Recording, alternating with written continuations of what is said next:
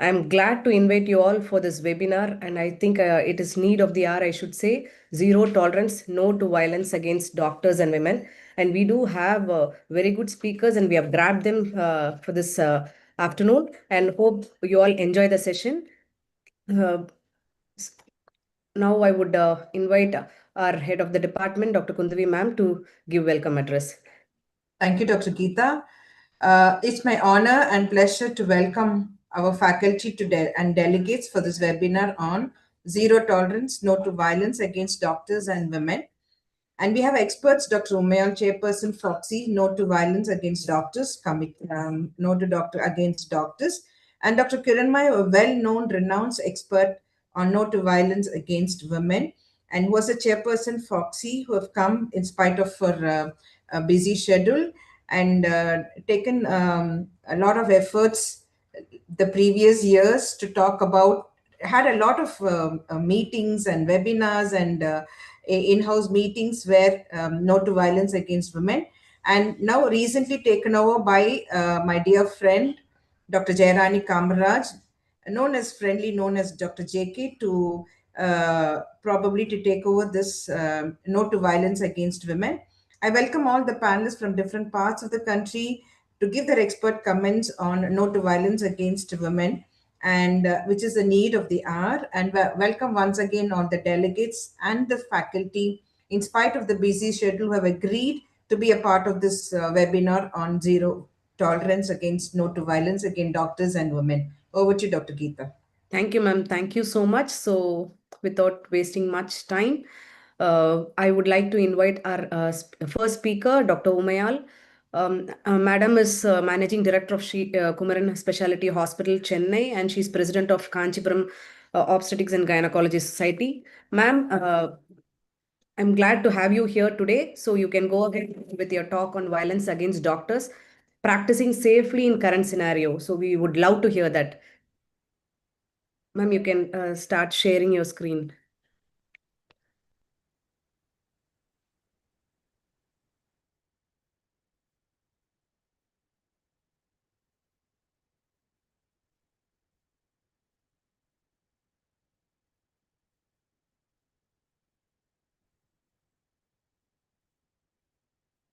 Umayal, ma'am.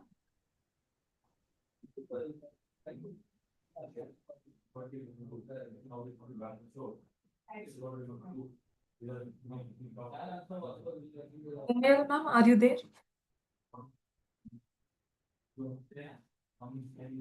Dr. Umayal? I think must be some signal problem. Just give me a minute, ma'am. I'll connect. Ma'am has rejoined. Okay. Just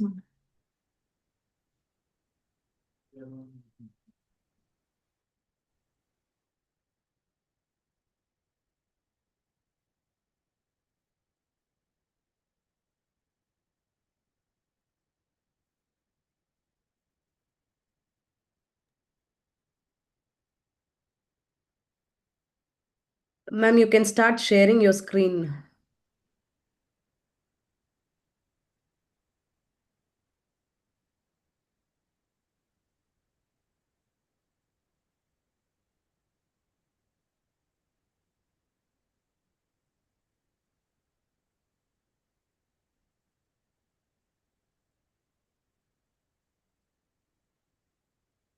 Ma'am, you need any help? We can share the slides, ma'am. no, I'll start, ma'am. Yes, ma'am. You can put off your video, ma'am. Your voice is breaking. You put off your video and you can go ahead. The slide from here.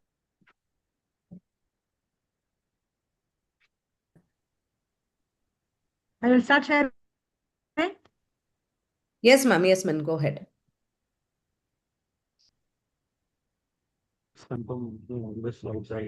The slides are visible? Yes. Yes, ma'am. Off my Yes.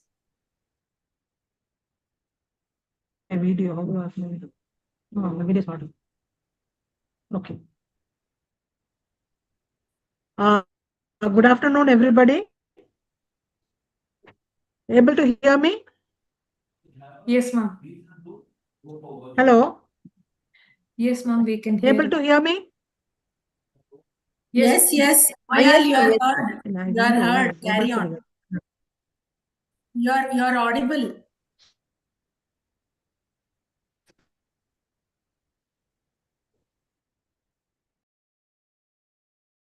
Okay.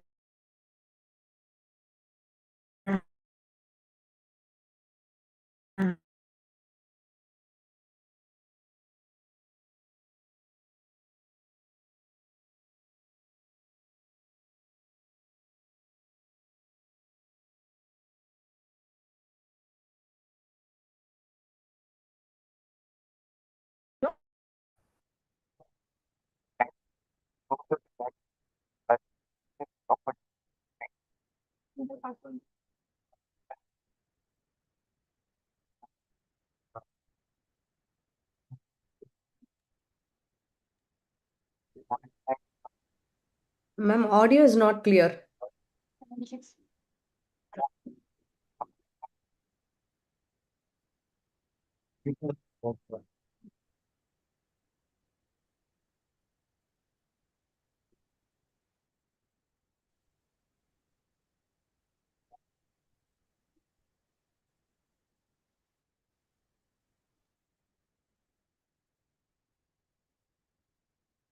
Dr. Umail, we are not able to hear you. You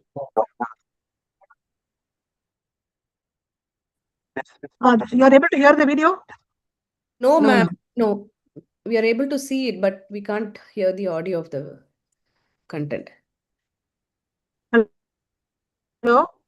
Yes, ma'am. I think video. You can give a voiceover, ma'am. You are able to hear me now?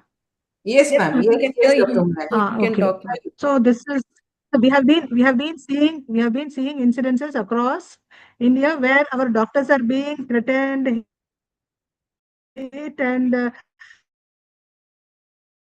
even people are dying during the healthcare system. All this, our doctors have started finding ways on how to prevent violence so that we actually don't be insulted and damaged and hit by these very people for whom we are spending our days and nights healing them. So this is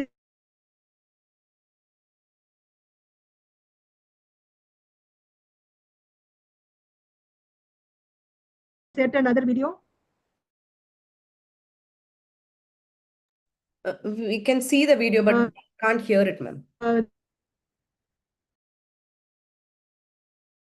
There were very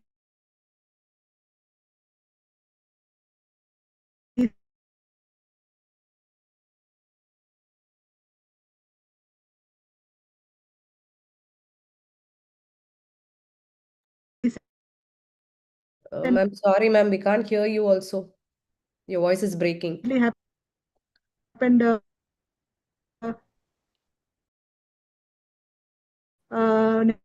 Nirbhaya case in Kolkata. So this really shook our systems. A doctor who was very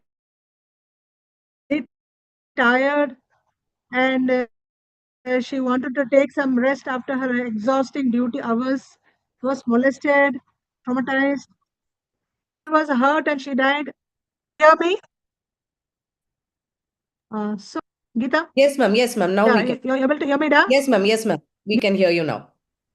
So we all know that that the whatever happened in Calcutta was so terrible that both the government and the local the police system absolutely didn't help the Arjikar case, and actually it had to the Supreme Court actually intervened so that the justice will be derived for the victims. So wherever the basic problem is like the doctors nowadays are the most victimized. I mean, most of us feel victimized because once upon a time we were very much respected by this very society, but of late we are not able to see what we are not able to get what we deserve. So this is the Arjikar case we all know, and now what is happening is the mentality of the today's kids have gone to the state. They go about giving. They want. They say something like this. They want to be. There is the study of 10 to 15 years to become a doctor, and then you have a lot of draconian laws and acts which makes our life very very difficult to start a practice and then survive. And of course, the family issues there. And then once we start practicing after all those difficulties, we are harassed by the police, the politicians, and the public.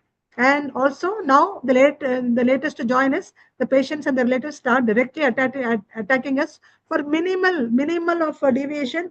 They start just hitting out without thinking what to do. So how to go about? What do we do in such a scenario? Why safe practice matters today for those young doctors who are now coming new to practice.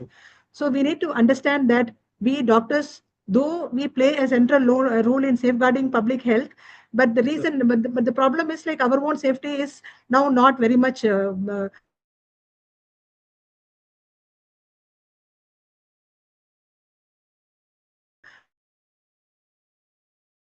uh,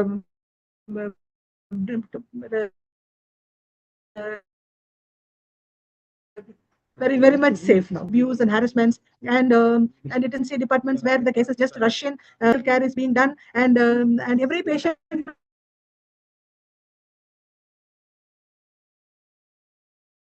when they walk into the hospital, they think that they are going to go out alive, but the reality is not exactly that.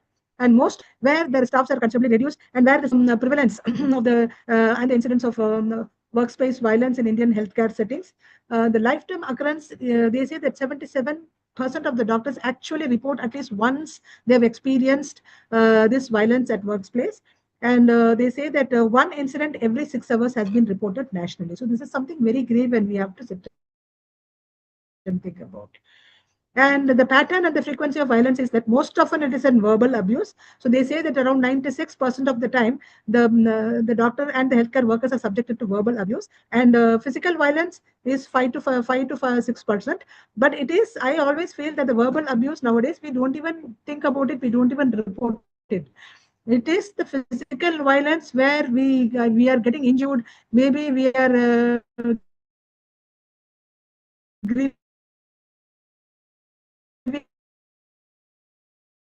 injured, we are getting, so these sort of things only actually gets focused, whereas the verbal abuse actually doesn't come into the focus at all, and nobody even counts it as a violence. Threats and abuse are there for quite some time, and it is 7% across the Indian healthcare setting. We are seeing some sort of violence against against healthcare thing. And coming to the demographic and the gender disparities, we find that higher violence is seen among females and younger healthcare reports, because they are the ones who are commonly posted in the night duties and in those areas. And it is also higher. The prevalence is higher in male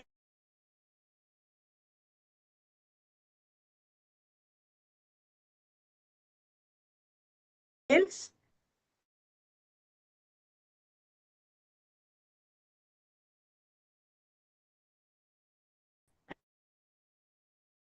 and unmarried healthcare workers in urban settings. So they say that most often it is the younger doctors who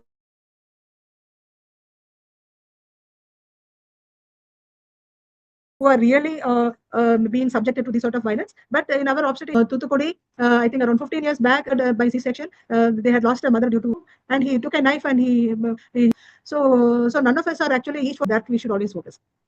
So look at this person being harassed and look at the crowd. This is what is the scenario in many public hospitals where the facilities are less and the patients are overflowing, and the care, we are not able to give the care. And so these sort of scenes are very common, and this is where the violence actually starts. These are all contributing factors. So the patient's load is very high and the place is overcrowded.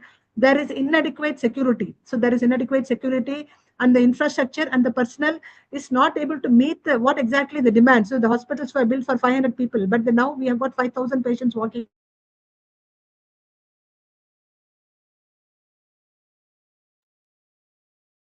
Ma'am, can't hear you now.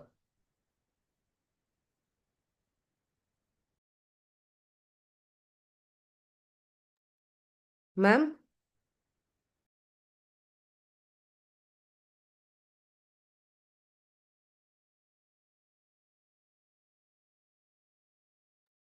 in. So the demand, what is there and what is exactly being given is that there is such a lot of mismatch. And you have lost, madam, can you hear me? Yes, ma'am. Now, So system level gaps, you've got the hospital. इसके इधर का WhatsApp connect कर देना मुझे, इधर का WhatsApp तो अच्छा चलेगा, इधर का वो WhatsApp,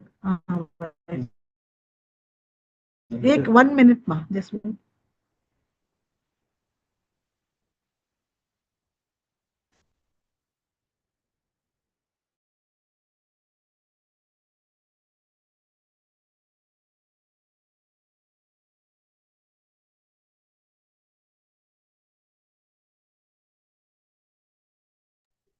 ma'am, can't hear you now.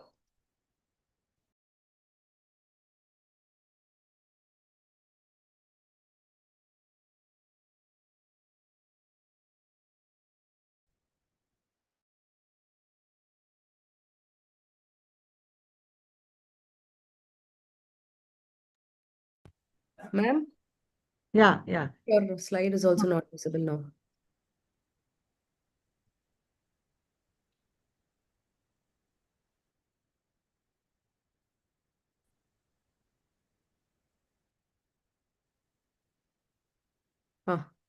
Can see your slide, ma'am.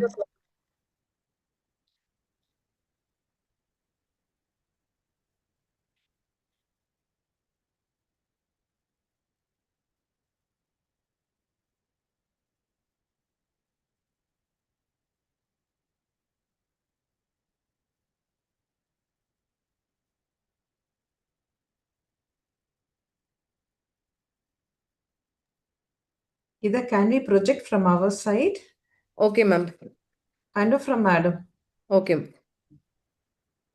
Ma'am, can we share the slides for you?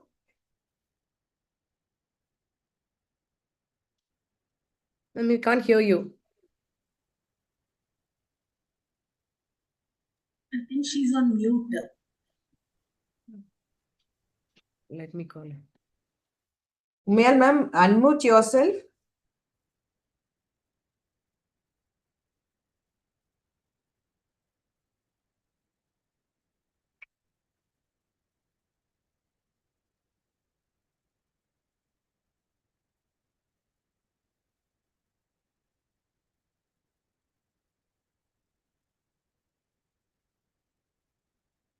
You can unmute from there.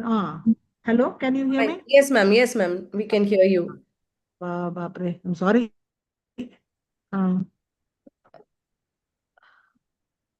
So the main safety concerns among the Indian doctors are that there is the most important things are lack of secure duty rooms and absence of nearby bathroom facilities, poorly lit distance between the wards and unsecured night shifts. And there is a gender disparity. Most often, around 40% of women actually feel that they are not feeling safe, especially during the night duties. And most often it is the junior doctors because of their way of work, because they are the ones who are the interns and the postgraduates and the trainees. So they are the doctors who are mostly posted, and they are the ones who are actually getting getting the problems.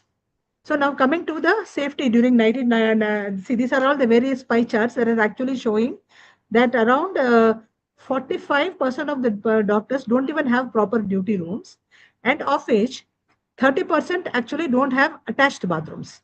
And you have at least 60% of these people actually having to walk for at least a kilometer to reach their bathrooms. So these are all the realities under which our poor doctors are working.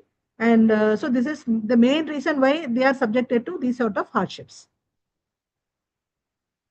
And coming to the safety during night, more than 25% of the people feel that they feel very unsafe, they're scared, and around almost around 50% they are not very sure about the safety. They are not feeling confident about the safety that has been given to them, and only 4% feel that they are very happy to work. So this is something which is very, very gross.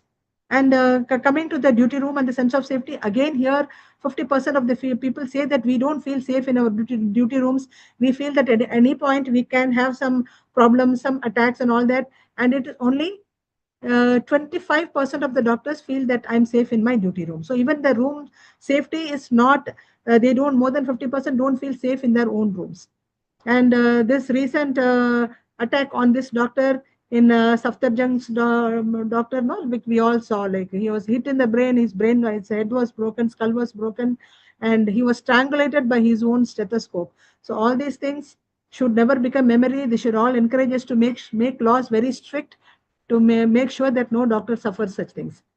And this is again a perception, like the gender disparity, where there is a high workload, there is a stuff, all these I've been already discussing, fear of violence and all these things. And also some people, they say that once I have an issue, if I go complain, the doctors themselves don't want to complain because they feel that they will have some issues, like if I go for litigation and I have to go to the police station, I've got to go to the court. So all these things, no, they don't want to come out and say openly that I was actually harassed. So this is again, and one thing is there's a lack of conflict management and de-escalation. So whenever there is an issue, what we are supposed to do, that training is not there in many places. So these are all various scenarios where our doctors, beautiful young doctors, are being hit and harassed. And so this is there to say, so it is we now have to accept that it is a recognized occupational hazard. We cannot ignore it anymore and walk on as if nothing has happened. And definitely it is in long term, it is going to have a grave impact on the healthcare delivery. And ultimately, we have to ensure safety to our healthcare workers who are working very, very hard to take care of the health of the things. So the healthcare is becoming victim, we should never allow. So the type of violence they say is type 1, 2, 3, and 4, where most often it is type 2 and type 3, where the violence is by the patient or the visitor's violence or worker to worker violence. So these type of violences, so we should anticipate. So we should anticipate what type of violence we're actually going to, we are going to encounter, just know whether it is patient to visitor or worker to worker. And we doctors also should maintain some sort of decorum so that this type of gossiping and other things actually we for example, when the violence happens, when one of our own doctors say that this case could have been handled in a better way, on the madri, like we ourselves go and start talking something which we are not supposed to talk. So first of all, we have to follow a decorum within among doctors and among health workers, and also try to find out solutions for other type of violences. So here now, what are the type of violence we face? It could be verbal abuse, most common, confrontation, stalking, 5% they say. Nature of attacks is mostly it is 50 and 50. You have single person attacks and mob attacks. Both are equally, they are saying that the thing is equal.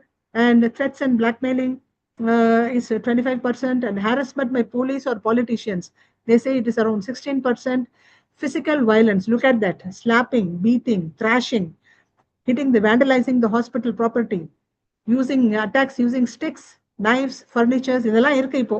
So we have to, the use of weapons have been documented in almost 7% of the incidents. So they are already planning and coming. So இன்னைக்கு போய் அவங்கள Monday உடைக்கணும் அப்படின்னு நினைச்சிட்டு at least 7% of the people are coming into the hospital. So that is what the survey is telling. Now the risk, we've already discussed about this, the junior doctors, residents and younger doctors are at risk. And usually where and when means it is most common in a government hospital than the private facilities, because the crowd is there, the workspace is, the facilities given there is not able to match the need, and night shift is highly identified. More than 60% of the attacks happen during the night, whereas the psychological verbal abuses happens in the daytimes, and physical violence most often happens in the night shift. So these are all is the data which is collected, and we should try to form something to avoid. Now we have seen what all is happening, and now what is the survey telling? That is the survey of almost 4,000 doctors across India has been taken, and they are now telling what needs to be done. So the suggestions. So here afterward, what they say is, the suggestion given by them is like we should actually appoint securities who are able-bodied. Not those old 70-year-old who have retired 10 years and who is not able to walk, and with one walking stick he sits and he's shaking around. So this type of, most of the hospitals only we see this type of people sitting and guarding these very important places. So we need to have people who will be able to actually counter such attacks. So that is one very important suggestion given. So the bouncers, they say the age should be between 30 and 40, not 70 and 80. especially for high-risk areas like ICUs and casualties. And female security staff should also be present. This is very important suggestion. And surveillance should be adequate. You should have good CCTV coverage of all the areas, and there should be a rapid response system. Especially when there is an code which is initiated, the rapid response should rush and take over the situation. Then there should be panic buttons. There should be emergency helplines to summon immediately, which should help to de-escalate such situations. As we already discussed, the duty rooms should be very, very secure. They must be featured. They must have locks and bolts and with the cleaned bathrooms so that they need not go outside, and they should be located in safe, non-isolated areas. This is very, very important. Lighting, as usual, is very important, and even maintenance. They say that they need a wall around the workplace. So the hospital should have a big wall and a clean campus to avoid stray animals and even snake attacks. So here our Indian doctors are facing all these attacks. And the basic needs is to minimize movement through these unsecured areas at night. So the flood, the food, the water, the sanitary napkin vending machines should be available near work zones and in a safe area. So these are all the suggestions by these doctors. And coming to the legal framework, we should have a Central Protection Act. So for a national law to provide a uniform safety framework, ensuring timely FIR filings and strict enforcement. So what happens is the law is there, but no one wants to implement it. They don't want to register an FIR. Only by pressure we are able to register an FIR when there is a violence happening. So this should change. And there should be a grievance redressal forum which should establish help desk to handle patient queries and minor complaints, which will actually prevent from escalating into violence later on. And the workplace culture also, the administration should provide the safety audits and address toxic environments and ensure interns and postgraduates are treated fairly. And the protocols, there should be operational protocols. So bystander, strict limitation to the number of attenders. And they are saying that we can have an identification wristbands, which will provide unauthorized entry, and substance use and alcoholism to be notified, to be avoided and to be watched. And the duty optimization they need, especially during the night shifts, and all these things they say will go in a length to prevent this violence. Now, so as we have already discussed, mainly they are wanting safe, secure duty rooms with the toilet facilities and bathroom access and improved security across the hospital. They are talking about CCTVs and alarms and enforce legal protections. The implementation of this legal help which is there should be should be focused, and it should be seen that it is carried out. So we should know that when there is a healthcare problem, what actually fuels this and what actually reduces. So we have to address these things also. So limited, unclear, rushed communication with patients and families, and overcrowded emergency rooms and prolonged waiting periods which irritates the doctors should be avoided. So we need to have a doctor who are been trained in clear, empathetic communication to ensure adequate interaction time, and also strengthen system capacity through better staffing, triage efficiency, and infrastructure. So this is the most important thing by which we can address these things. So instead of trying to blame each other, we can go and try to change the system under which we are working so that we have better space to operate and prevent such episodes. Now coming to the legal framework, yes, India has multiple laws addressing the conduct, rights and safety of the healthcare professionals. The key legislations includes the Act, Indian Medical Council Act 1966, Epidemic Diseases Act 1897, and Clinical Establishment Act 2010. So these laws such as CPA actually aims to safeguard the doctors and workspace violence. But what happens is that it is not actually followed. So this is what is happening. Laws are there, but we need to know what I'm trying to tell you is like we need to know what are the laws that is being used to protect us. And so if at all there is any issue, we should know this name of the laws, the section of the number of the sections, and we should use it liberally. Maybe take a print, put it across our clinic, and make sure that we address these things. Now coming to the legal frameworks and the transition to the BNSL. So a lot of things are changing across India. The latest what we have is Bharatiya, we don't have IPC anymore. We call it as Bharatiya Nyaya Samhita and Bharatiya Nyaya Suraksha Samhita. to address the violence against healthcare professionals. So we need to know all this. தெரியாம தான் நம்ம கஷ்டப்படுறோம். So, and these updated legal codes, which provide stronger and clear provisions, including stricter penalties for assault, harassment, obstruction of duty, and damage to healthcare facilities. So we have all these things, and the acts of violence against doctors are now classified as serious non-bailable offences, offering enhanced legal protection. So non-bailable. So if a person is assaulting, he or she should be immediately arrested. That is what law says. But are we implementing it is the big question here. So despite robust legislation, implementation remains inconsistent, especially in a rural setting. So effective implementation requires better coordination between hospitals, law enforcement, and the judiciary, along with the legal awareness training for the healthcare workers. So this is the latest bill. This happened post-COVID, 2022. This was implemented.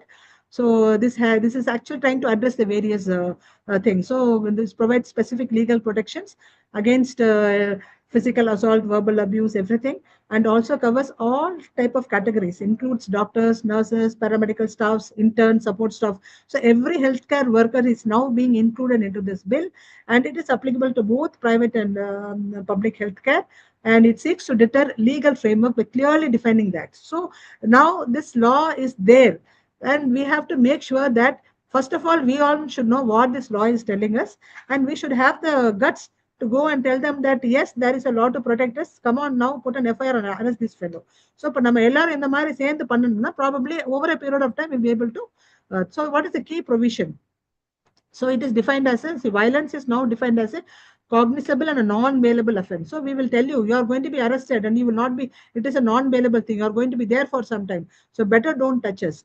And also includes a provision for strict punishments, fines, and compensation for the damage to the clinical establishment. So if they are breaking the hospital, we can now demand that this is how much you have broken. So get me back the money. So we have legal provisions. And it also needs mandates speedy investigations and trials. So we have to finish it within a stipulated period of time. And also emphasize the responsibility of the authorities to protect healthcare workers during hours. Now the police cannot say that I don't have time. So the police has to come and protect us if we ask for protection. And also represents a critical step towards strengthening the workspace safety, trust, and morale among healthcare professionals. This is very, very important. So the state specific Medicare Protection Act is there, and the key provisions. This is actually around 25 states in India have enacted these special laws to protect healthcare service persons and property. And the key provision is, as we have already discussed, it is the act generally against violence against a doctor or damage to the hospital. And this means that the police can arrest the accused without a warrant, and getting bail is difficult. They typically provide for imprisonment ranging from 3 to 10 years, depending on the state and fines. They also often include provisions for recovering double the cost of damage to property and the offender. So இது எல்லாமே இங்க இருக்கு. So any violence, physical or verbal, is a criminal offense. So look at the legal consequence. Jail from 6 months, இதெல்லாம் இருக்குங்க. Or see, fine up to 50,000 to 10 lakhs, compensation 2 into cost of damaged hospital property, 1 lakh for hurt to doctor, 5 lakhs for grievous end. So இது எல்லாமே இருக்கு. So FIR should be registered within 1 hour, and hospital must file FIR within 6 hours of incident. So please, so jail of 1 to 6 months and fine up to 3 lakhs. இது எல்லாமே வந்து இருக்கு நமக்கு. We are actually protected by the law, but only thing is like we'll have to know what law is there to protect us. So now navigating from IPC to BNS, the legislative shift actually took as of on July 1st, 2024. The key sections, what you should remember is IPC section 304. Now it is BNS section 106. IPC section 337/338, which is causing hurt or grievous hurt, is replaced by section 125, BNS section 125 and 126, defining culpability. The section 106 introduces a more graded firm framework, distinguishing between simple negligence and act done with the knowledge of likely harm. And the judicial continuity is foundational principles from the Jacob Matthew versus State of Punjab, requiring gross negligence for criminal liability remains relevant for interpreting new BNS provision. So the numbers have changed from the IPC to the BNS. So இதுவும் நமக்கு தெரியணும். And இதையுமே நம்ம ஒரு photo எடுத்து நம்ம கிளினிக்ல வச்சுக்கலாம். and so much, there are so much of law to protect us. இவ்வளவு விஷயங்கள் இருக்கு. So we'll have to use it so that no bloody fellow will now come near us and touch us. So now we have to bridge the gap between the clinical care and the legal set. So நம்ம என்ன செய்யலாம்? So mandate expert medical board reviews filing before filing any FIR against a doctor. So நம்ம வந்து government கிட்ட வந்து nowadays FIR is being filed against a doctor too. So அதுவுமே வந்து like we'll have to now tell the doctor that provide specialized medical legal training for police to distinguish between civil errors and criminal recklessness. So இப்போ வந்து பாத்தீங்கன்னா we are saying that we saw recently in Tiruvallur the local collector going and closing a nursing home because an anomalous baby was born. So these things, இது எல்லாமே லாவே வந்து கவர்மெண்டே வந்து என்ன பண்ணணும்னு தெரியல. So we will have to form a team. In fact, இப்போ நம்ம அந்த NHRM மீட்டிங்ல எல்லாம் we have been going and focusing on these things in Tamil Nadu. So we are trying to tell them that what rules and rights as doctors we have, and how you cannot just go and arrest a doctor, and how you cannot just go and close an hospital. And establish internal medical legal cells and standardize informed consent protocols, and also conduct periodic safety audits and BNS literacy workshops for all clinical staffs. Everybody of our hospital should know what rights we have, and for especially for the medical professionals, prioritize the detailed clinical documentations and specific informed consent. This thing now, a lot of training is being given, but still we find some cases which are not up to the mark. And also obtain adequate professional indemnity insurance. So this also is very important, that which is currently less than 40% of the private practitioners have sufficient. இது வந்து ஒரு பெரிய gap. We are not covering ourselves with indemnity because that is where we are getting stressed. So in the insurance also, now we all doctors, private doctors, most of us who are having private practice should go with indemnity, because nowadays everybody is asking compensation for 1 crore and 2 crore. So நம்மளும் அந்த மாதிரி indemnity insurance எடுத்து வச்சா தான் வந்து நாளைக்கு court of lawல போய் நம்மளோட cases நம்ம fight பண்ணும்போது கூட we will have something to back. We can sleep peacefully. Otherwise it's going to be difficult. So this is what the Kerala High Court has given. So we can use this judgment, and we can tell to wherever we go, we can use this, because when there is one law which is enacted in any court across India, the same thing can be noted and can be mentioned across India. So this Kerala High Court has given a superb judgment where the medical any attack on medical professionals, FIR should be registered within 1 hour. This is something very, very beautiful. So to conclude, how to prevent violence against healthcare profession, because it is a growing concern and that compromises the personal safety of that person, the mental well-being. Once he or she suffers, she becomes mentally ill for her life. She no more wants to see a risky case. I know of a doctor who had a harassment, and subsequently he actually quit his clinical practice and went on for a non-clinical practice. And he's very young. He's only 37 or 38 years. And the quality of patient care also will ultimately down the line suffer when we are not very confident of handling the patients. So these heavy workloads, systemic gaps, fear of litigations, and lack of conflict management, all this should be taken care of.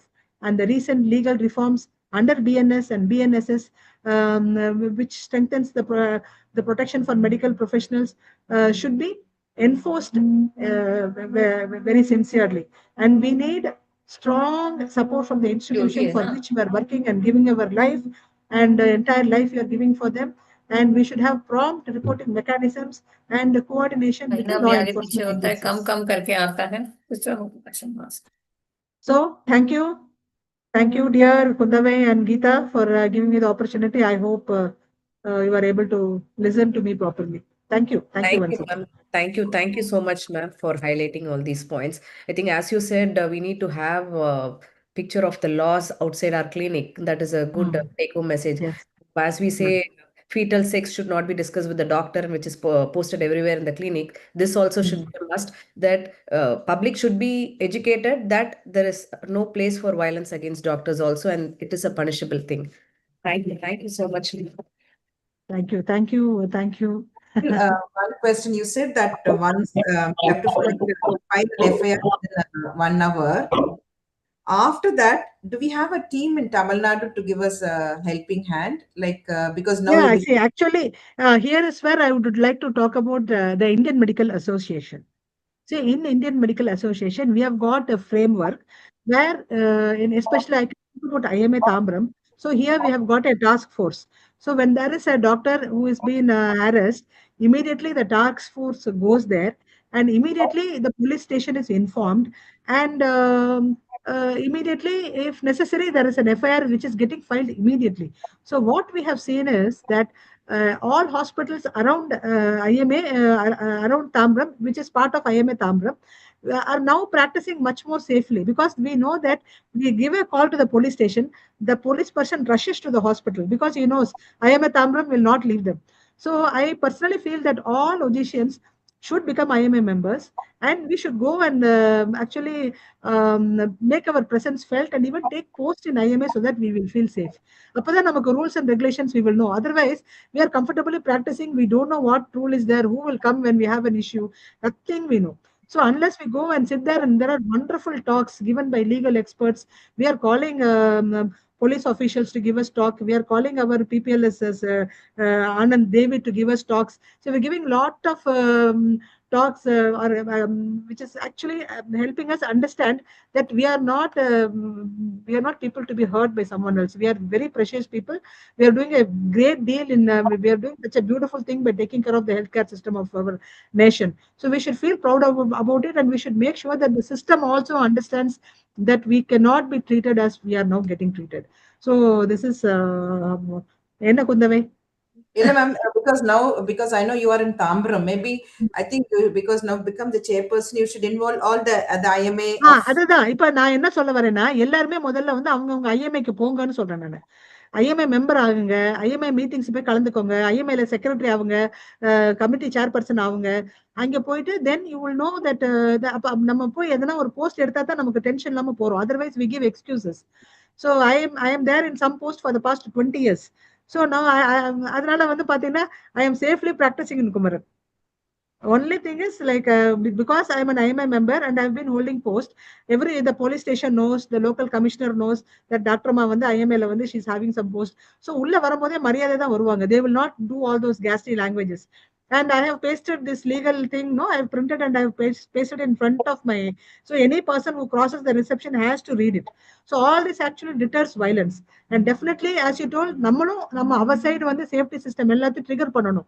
We should have safety working place, the case sheet writing, documentation, signatures, everything is important. But at an event of an event ஆகும்போது, you have to press the code blue so that there is a team which is going to take care of such issues. So நம்ம வந்து we gone are the days when patient used to think we are God. We are not God anymore. We are just another citizen. And அதை நம்ம புரிஞ்சுக்கணும். நம்ம doctors இன்னும் ஒரு மித்திலே இருக்கோம். அந்த மித்தில இருந்து we should come outside and we should fight for our rights. There is nothing wrong going on the road and fighting for the rights. So நம்ம வந்து I am a doctor, நம்ம what will public think? Bullshit about public. They are the ones who are coming and hitting us. So we should, what we are scared, reels எடுத்து போடுவாங்க, ஹாஸ்பிட்டலை பத்தி தப்பா போடுவாங்க. All these things doesn't matter. Okay, first our skin should be saved, our life should be saved, and our hospital property should be saved. So with this attitude, when we start behaving and acting, no, automatically you will nobody will come in and touch you. So I can really vouch from my place.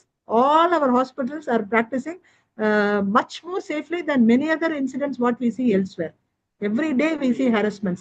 In Vellore, even ஒரு ஹாஸ்பிட்டல வந்து கலெக்டர்லாம் வந்து மூடிட முடியாது. தாம்பரத்துல வந்து they cannot close the hospitals. What happened in Tiruvallur can never happen in Tambaram area because we are all there. We will directly go and sit in front of the police and the collector and we will say, why are you doing this, madam? We have this laws protecting us. So how can you do this? Please go back. And so அந்த ஒரு trigger point. அப்ப நீங்க IMA மெம்பரா இருந்தா தான், ஒரு association மெம்பரா இருந்தா தான் அதை நம்ம பண்ண முடியும். See, becoming an IMA member is difficult. Attaching to a society is very, very difficult. So in the மாதிரி நம்ம போகும்போது issues are happening, and when there is an issue happening, we are all alone. And அதனாலதான் வந்து suicidal tendencies அதெல்லாம் ஆகுது. So this is probably this is going to be the future, Kundavai. Thank you, Dr. Umayal. I think we will work towards getting all the entire Tamil Nadu people to be a part of IMA, and then we can form a team. Entire India. Now I'm focusing entire India now. Now I'm going to. So this is the message I'm going to carry loud and clear. that we should become a part of an association, and then we should also become a part of the local IMA, and we should make IMA hear our issues. See, in Tamil Nadu, what we did when I was the state chairperson, I went and spoke with the state leaders. I told, see, doctors, the most harassed doctors are obstetricians, and you people are never recognizing OGCians. So what happened? More than I think of the 150 doctors, 75 to 80 doctors were OGCians this time. They were awarded Best Doctors Award. So only then all the doctors, I didn't go and recommend any doctor. I told you, choose the gynecologist. But respect gynecologists and treat them, give them some honor, because they are giving their life. Women doctors are being killed by these bloody patients because one of the mother dies in the hospital. So we are facing grave injuries. We are undergoing a lot of stress legally and things like that. Recognize our hard work. So don't think that we are doctors with a lot of comfort zone and we are earning a lot of money. Don't ignore OGCians. We are the most suffering lot. Like that, I went and put my case across, and immediately I never knew the list. அப்புறம் பார்த்தா எல்லா ஒஜிஷியன் லிஸ்டா வந்தது. Almost 70 ஒஜிஷியன்ஸ் were given last year women doctors செலிப்ரேஷன்ல. So அதுதான் நம்ம போய் கேளுங்கள் கிடைக்கும் அப்படின்னு, கேளுங்கள் தட்டப்படும் திறக்கப்படும் சொல்றது உண்மைக்கு we should tell everybody that we are having grave stress and grave risk we are practicing. So இதை நம்ம we should keep talking. This is how we have to go. Thank you so much, Dr. Umayal. Thank you Kundavai. That's one lovely talk. Yeah, with Thank you so much. And take home message, become an IMA member, whoever member. ஈஸியான வழி சொல்றேன். ஈஸியான வழி. Umayal, I think you have given the right message in the sense that don't stay isolated and hope that somebody is going to come and protect you. Because, when the Rajasthan case happened, unfortunately, Dr. Archana, she was not a member of any organization. She was isolatedly practicing in some remote village. And naturally, she got very much depressed and felt as if she's alone and all. So sad, madam. Be part of your organizations, be part of IMA, loud and clear. And also in districts, what I have seen is get connected to the police and the district magistrate, the NGOs, everybody. Be part of the society where you are working. Don't think public forums. So one more thing. That age is gone. That time is gone. Umayal, all organization has union. Everything has union. We don't have a union. That's the problem. Everybody will be, even bank employees, transport corporations, everything have a union, but we never have a union. I think we cannot stop work. We cannot stop work. We cannot stop work. But we should have a unity together. As she said, we have to join hands. Of course. Union, they will talk for you. And now there is a right time. Foxy has brought this committee to say for us as combined one. That is what. That is the appreciation. That is the one which is now a change that we are creating. We have one spokesperson, of course. Oh, actually, this initiation by Foxy is very good. Yeah, that's what. It's very important. So a lot of work needs to be done. So with all your help, we will go and we will start doing it. That's all. Maybe by next 3 years, every doctor should feel safe to practice. Thank you. Thank you. We'll go ahead with the next speaker. Dr. Kiran Bhai, she is professor and head of the department from GMC. We'll go to my cell phone. Vanapati, Kaloji University. Cell phone presentation Okay. We would like you for our talk, violence against women, recognition and response as feminism. We are very eager to hear your talk, ma'am. Kindly go ahead and share your. Thank you, Dr. Geeta. Thank you, everybody. And wonderful to connect with everybody. I can see my dear Jairani, Umayal, and Kundavi, and also our members here, Dr. Shailaja, Dr. Meenakshi is there, Dr. Sanjana, and I think there must be so many others also. So the Violence Against Women Committee, again, I would say, was a very wonderful initiative taken up by Foxy, and especially Dr. Shanta Madam. She was very particular that this committee has to exist and come into force. So the first 3 years are done, and now Dr. Jairani has taken over. And definitely, I would say, as Umayal was telling, so in the beginning, nobody wanted to hear or talk about, or it was never a mainstream dialogue, violence against women.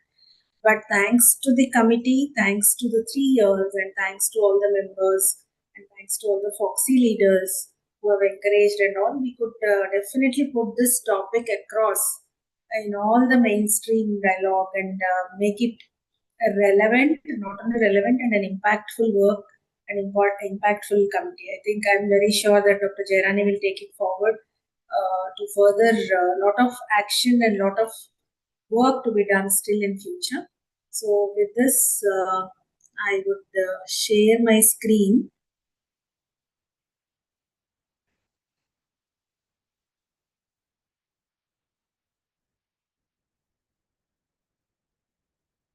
So basically the topic given to me, or I have chosen, is recognition and response in clinical practice. So basically we are OB-GYNs, of course. So where does our role come? How do we identify the woman is suffering from violence against women, and what do we do? Because we all know that from time immemorial it has been existing, the violence or the gender-based violence. We all know that every woman across the world suffers in some way or other, but we never understood properly the intersection or the impact that this violence has on overall women's health and pregnancy and the outcomes. So I think that was in very first time, maybe 2 decades back, that this term violence against women was coined, and the international organizations like WHO, UN, and then FIGO have recognized and started identifying it as one of the root causes, indirect causes of ill health, and also affecting not only the mental health but also the physical health, the emotional health, the financial health, affecting the achievement of, as hurdles to the achievement of Millennium Development Goals or the SDG goals. And then in the SDG goals, the goal number 3 is the gender equality. So without gender equality, we cannot have women's health. Without gender equality and without abolishing this, what I would say is very, very heinous practice of violence against women, we can never say that we are progressing, because women are 50% of the population. We are half the sky, and by neglecting, by abusing, and by treating them as unequal, and by subjecting them to all sorts of violence, no society, country, or anybody can claim that they are developing and that they are advancing. So with that background, so how does this violence against women, where does it play? So where does it really intersect, or where does it appear? So it really comes as, though we all know, but when we put everything across, it is, every time I see the slide, it is still shocking every time that I see that there is no phase in the life of the woman, starting from pre-birth, even before birth, that this violence doesn't show its ugly face. We all know that there is still rampant sex-selective abortion going on. Even in our state, again, I see a lot of preference to the male gender. Not only that, so many illegal abortions keep happening. And some of the states have around 850 to 860 female to male ratio. And nobody wants girls. And there are many, many, many millions of girls who are missing or who are unborn, and who are also after birth, they just simply disappear. The other day we were reading in news that in Delhi, every single day, I think in one month of January, at least 800 people per day were missing, and of these 800, 500 were women and girls. And yet it doesn't make headlines. Yet it comes across as one normal news, or sometimes even we, being so sensitized, feel it as how many days, how many times we have to read. And sometimes, because we are so overburdened reading all that, I think there are days that we also ignore it, and we also just don't highlight it. Such is the normalization, such is the huge prevalence of this violence against women. And then in infancy, we all know that there are cases of neglect, infanticide, And child abuse, of course, I think you all must be reading every day the Epstein files. The unimaginable, I mean, the kind of abuse that has happened on the global, the most developed, the so-called the United States of America. And so many hundreds and thousands of girls were abused for so many years. And so sometimes you lose hope if we can find any solution at all. So it is to think that, and if anybody says that women are equal now, women are advancing, and these days with one or two stray incidents of violence against men, immediately we hear even our own relatives, our own men in the family, or our own friends commenting that it is the other way around now. Women are creating this violence, women are abusing men, but nobody bothers to check, or though they know, they never point out that when one man is killed or abused, there are hundreds of such incidents silently happening, the dowry deaths and the sexual abuse, the homicides, the physical violence. It goes on silently, and very rightly, the United Nations and the WHO have called it as the shadow pandemic. I mean, it's a shadow. The COVID gets recognition, the cancer service gets recognition, every epidemic gets recognition as a killer, but this silent pandemic never gets the real priority or real focus, and everybody is very silent and very hush about it, because it involves families, it involves the systems, it involves the privilege certain sections and certain genders are experiencing. Of course, child marriage, Jairani is really wants to take it forward, the teen marriage prevention and how to go about it.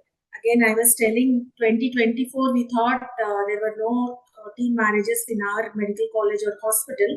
Then we started counting them, registering them, and in 2025, there were 352 POCSO cases, most of them married under 18 years. So imagine 352 in a year is almost one case a day. So such is the prevalence even today in South also, in so-called developed states of South, in the districts. Still it is going on. The child prostitution, of course. And then we do have, even today, the acid throwing and date rape, sexual abuse in workplace. We have POSH committees, which are still not there everywhere. Nobody knows what POSH Act is. And sexual abuse in movies and cinema, we know the Kerala film industry and the huge movement that they have taken, the Women's Cinema Collective. Of course, the real person who was involved was not convicted, but at least the 4 people who were involved, the driver and all, they were convicted. And this was a huge fight still going on, which has brought in some changes in the Malayalam movie industry. But we know the rest of the movie industry, how it is, the women's place, how common the abuse is. And then we still have honor killings, the intimate partner violence. Of course, we cannot talk about the abuse of women with disabilities. We are still talking about the ordinary women and the women who are able and who are otherwise normal women. And then rape and sexual harassment. If you check give a query in the Google, you'll get the number of rapes, number of abuse which happens in 1 hour, 1 day, and they're still mind-boggling, of course. And the statistics, even though we know that it is shadow pandemic, even though we know that many women do not come forward with the history of violence, they don't report. Even then, even with under-reporting, the global reports say that it is 30% of violence against women across all the countries, across all the sections, whether developed or not developed, Africa, Asia or America, and it is 30 to 40%. So if we really take what exactly happens and every woman comes forward with the history or of abuse, then it will be much more. So then coming to the health and GBV, there can be the physical injuries. We know that there can be injuries, there can be infections, there can be regressive behaviors, there can be psychological effects, there can be chronic pain. Especially women come to the gynae clinics with no as such any disease, but they come repeatedly with white discharge, repeatedly with chronic pain, chronic fatigue and all.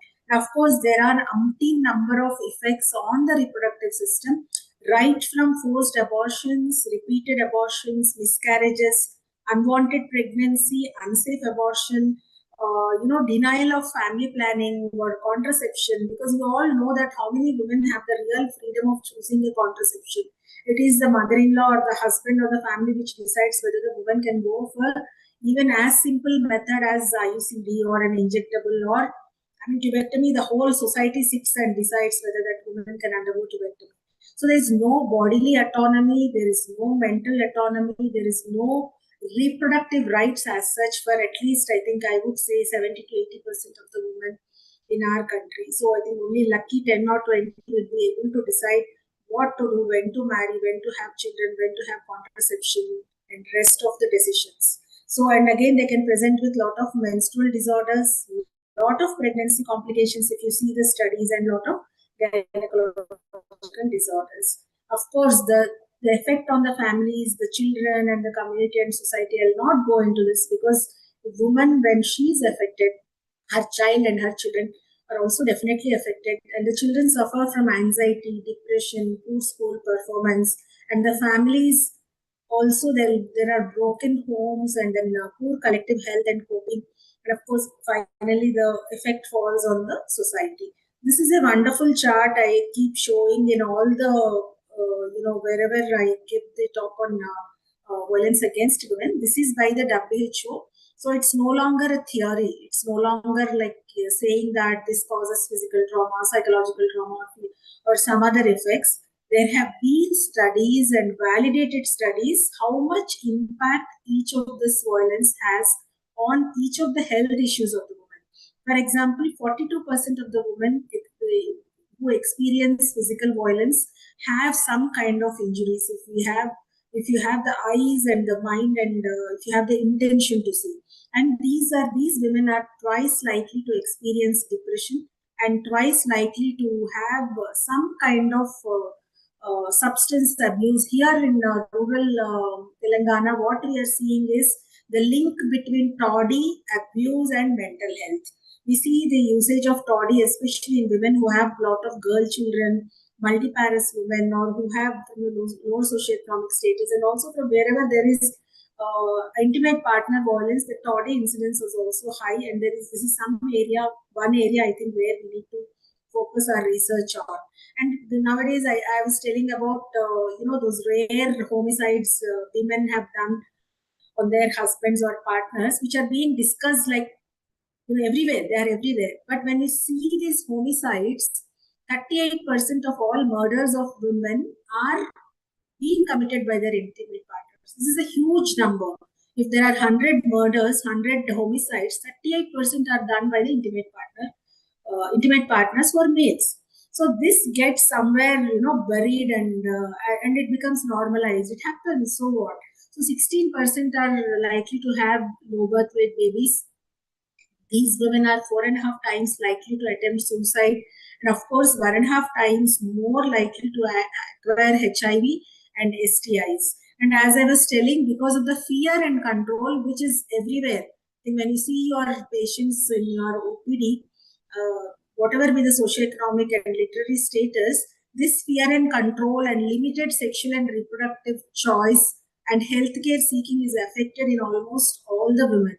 That lack of autonomy, difficulty in seeking care, lack of contraception, all these are present in almost, I think, 90 to 100% of the women. So this is how it interacts and impacts the health, and so that is where we come into picture.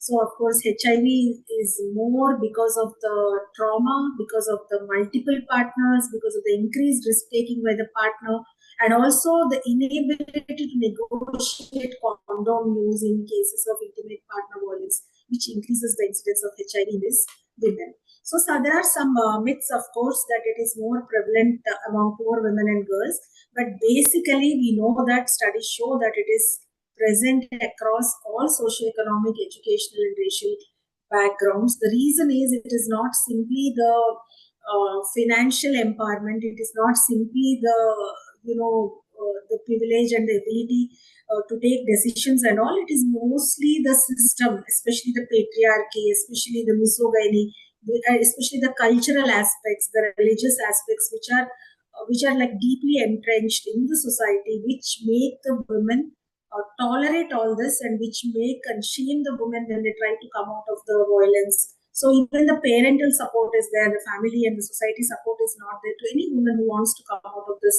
marriage, which is really violent.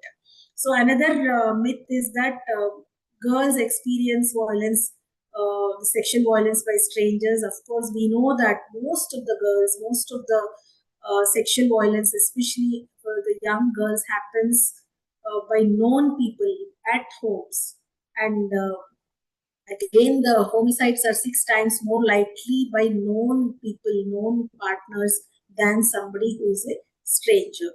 And also, we say that when we come across a woman who is facing violence, it is our immediate advice. And sometimes we even shame without knowing the reality. We try to shame a woman, why don't you leave this relationship? Why do you stay? You don't understand. Because it's a myth that we think that it is safer for a woman to leave a relationship than to stay.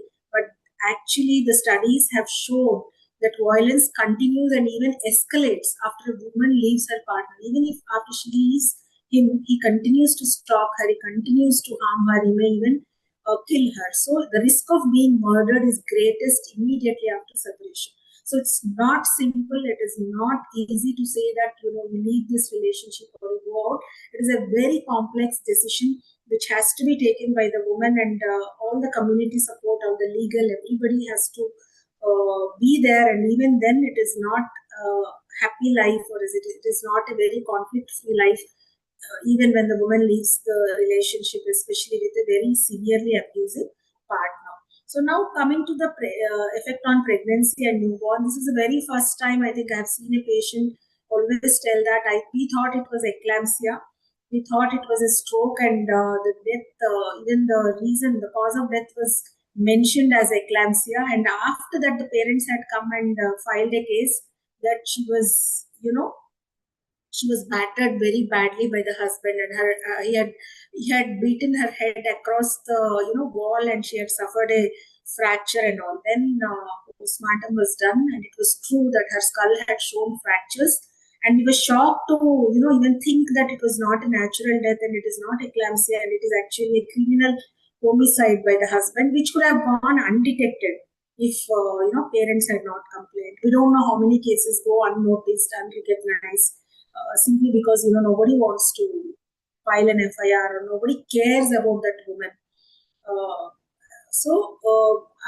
I think you all must have seen cases in your OPD who have been victims of violence or abuse.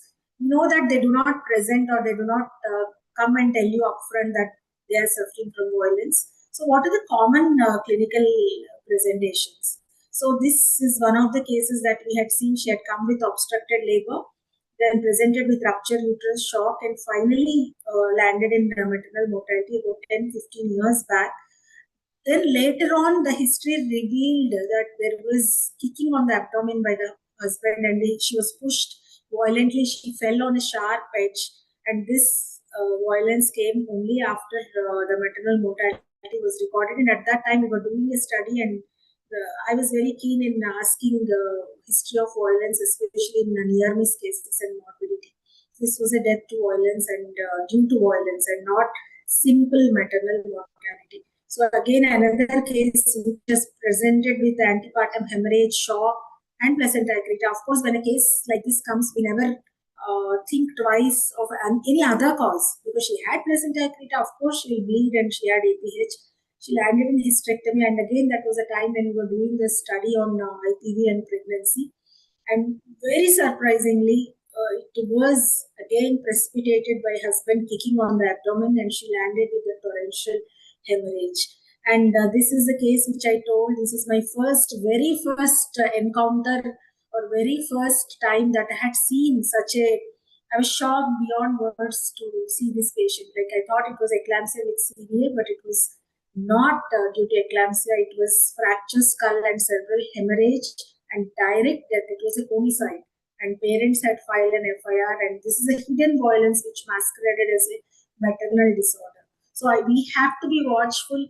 Any patient who comes, there are certain red flags, I would say, in history and examination, like a woman who is having late booking, or who is having irregular or incomplete antenatal care, who does not care to take her tetanus toxoid injections, or who is severely anemic, who is a grand multi, or who is having multiple abortions, or who has come with repeated preterm labors. This is one condition where I have seen repeated PROMs and repeated preterm labors.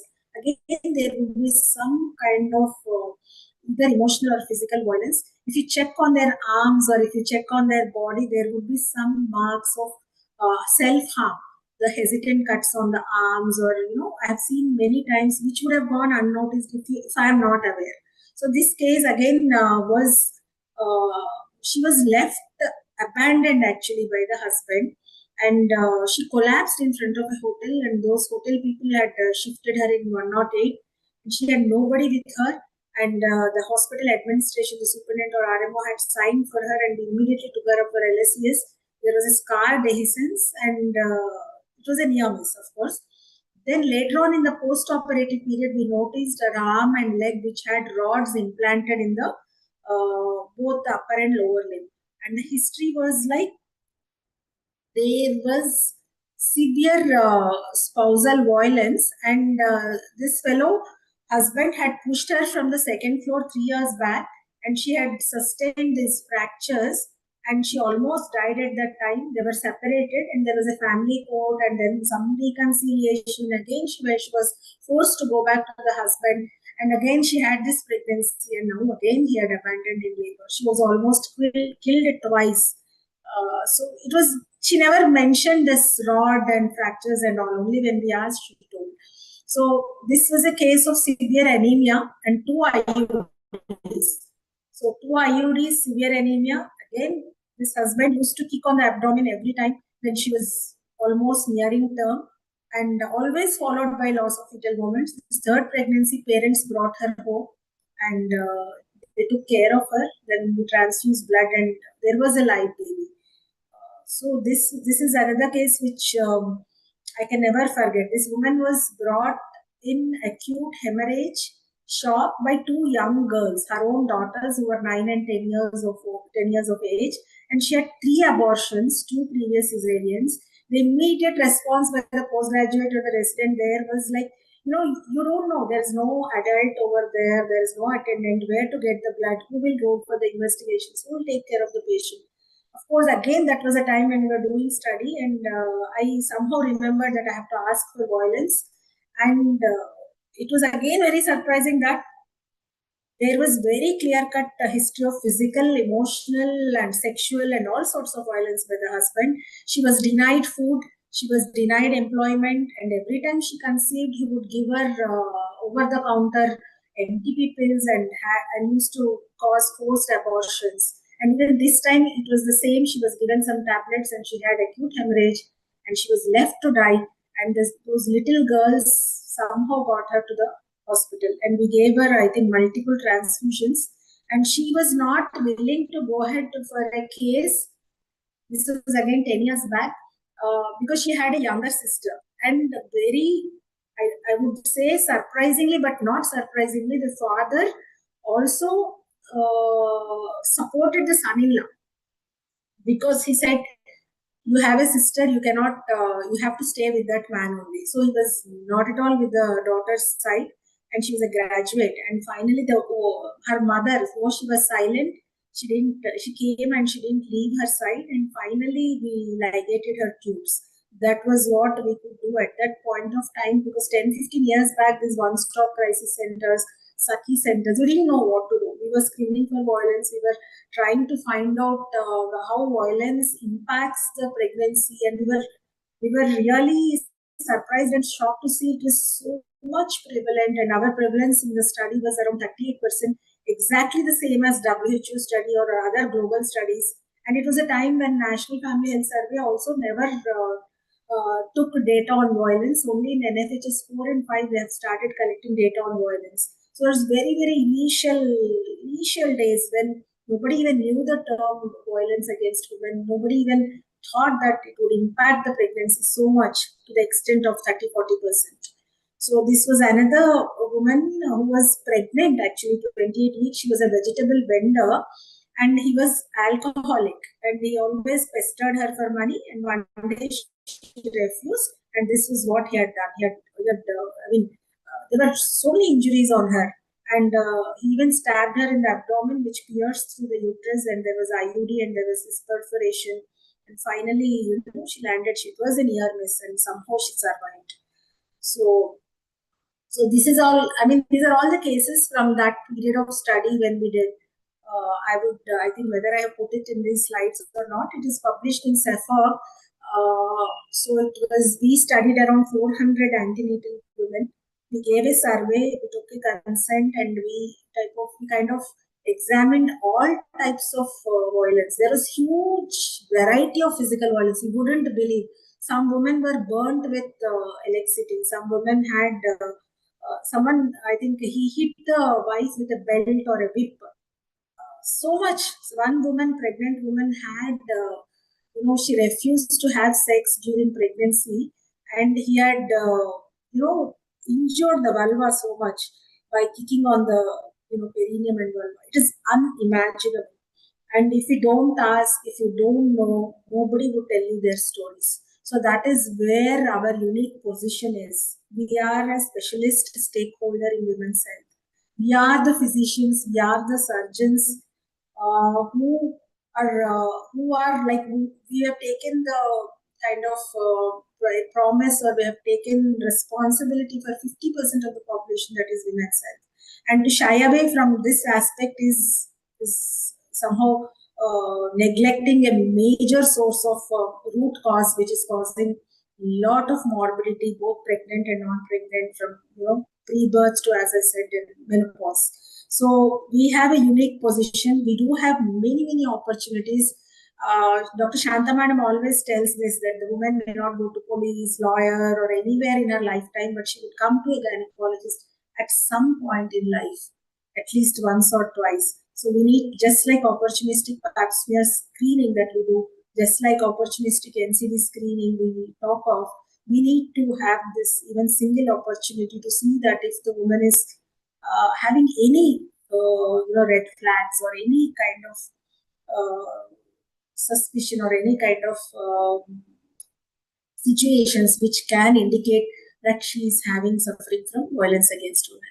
So coming to history, we know that there are some indirect questions. Is everything all right at home, or are there any issues?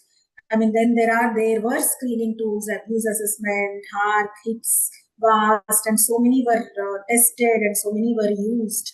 And then in WHO in 2018 had come up with this guideline, I would say. What it says is all health professionals have to be trained in first-line response to family violence.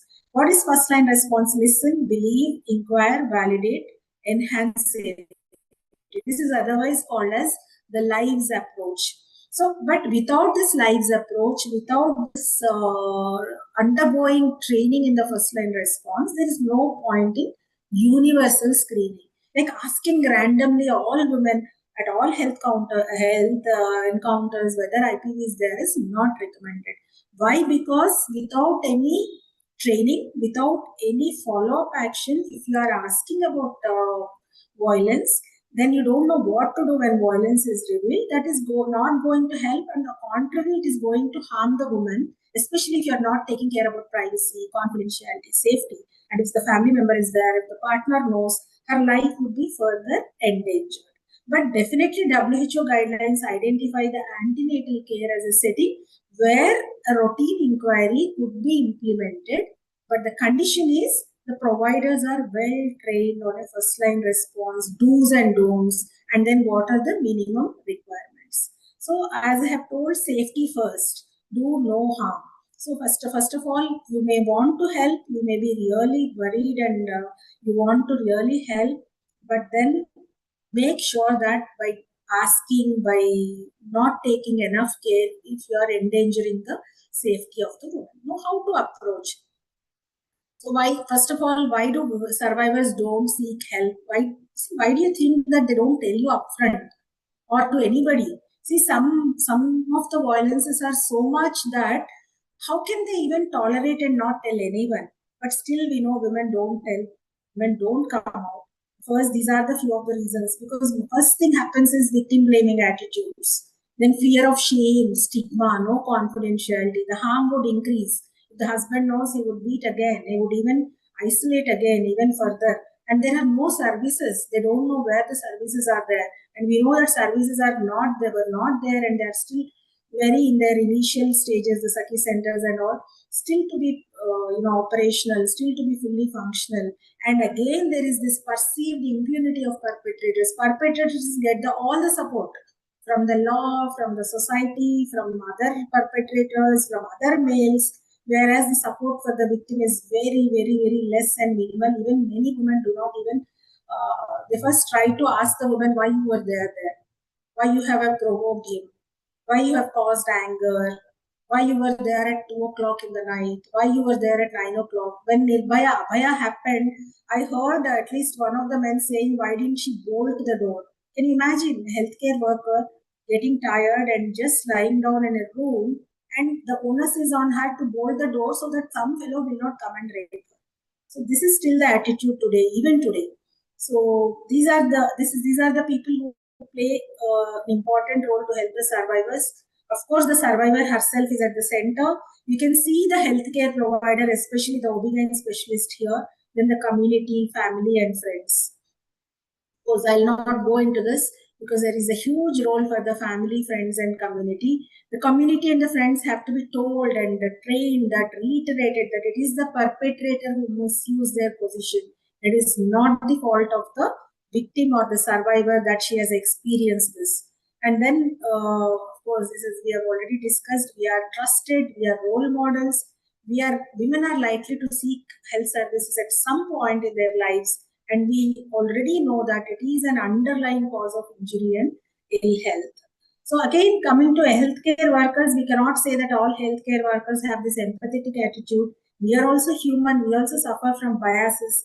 We also have some very harmful kind of practices. And because we are in a powerful situation, this abuse can be perpetrated by the healthcare workers themselves. We know that especially people used to call obstetric violence, how the patients are treated in labor rooms, and we know the respectful maternity care. Of course, we all need to get educated and unlearn certain things, learn certain things. Especially do not label non-reporting to police as false case, and especially be empathetic, create an enabling atmosphere, and it is not easy all the time. It is not easy all the time, and you have to train, and you have to, I would say, unlearn every time. And see, this is what to be with the survivor through all the stages of history, examination, communicate with her, be with her, and at no point of time, sometimes when a young girl who is you think she's misled or she has had some sexual exposure or a boyfriend, without us knowing, this judgment creeps in, and we don't know who that partner is. He's not in front of us. Who is in front of us? The girl is in front of us, who is 8 weeks, 10 weeks, and who doesn't know, who's confused and scared and all.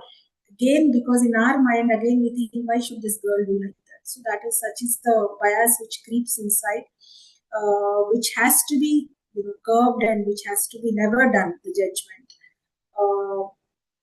Again, emotional well-being. So these are some of the questions what you can say. These slides are from the GBV module of UNICEF, which has very, very nice directions or suggestions what has to be done, what to do and what not to do. And this is the way you have to sit. That is, you should not be looking at your watch. You should not be looking at your phone. You should not be a noisy OP. It should not be full of people. You should not be not paying attention. So in a sitting position, open posture, leaning forward with eye contact, the relaxed attitude, which is a mnemonic as solar. This is what is advised. And the approach is the lives approach. Listen, inquire, validate, enhance safety, and give support. So listen with your eyes, listen with your ears, and listen with your heart.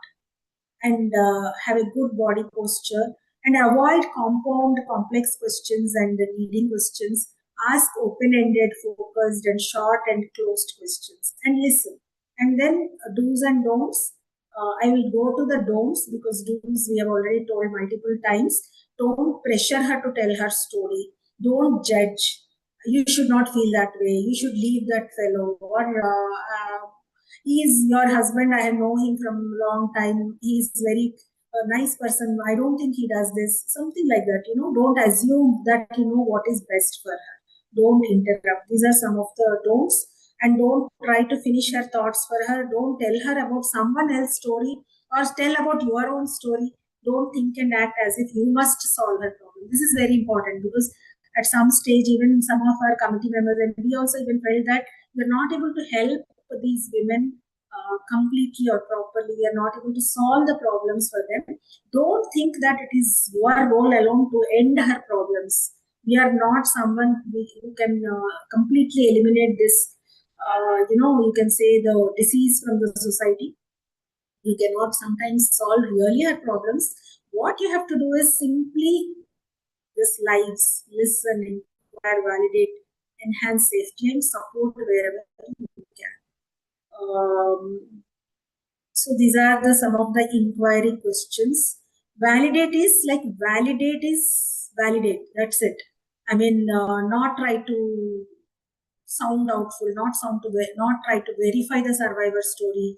You should sometimes you feel like cross-verifying the story with the partner or other witnesses. This is not safe, appropriate, ethical, or recommended.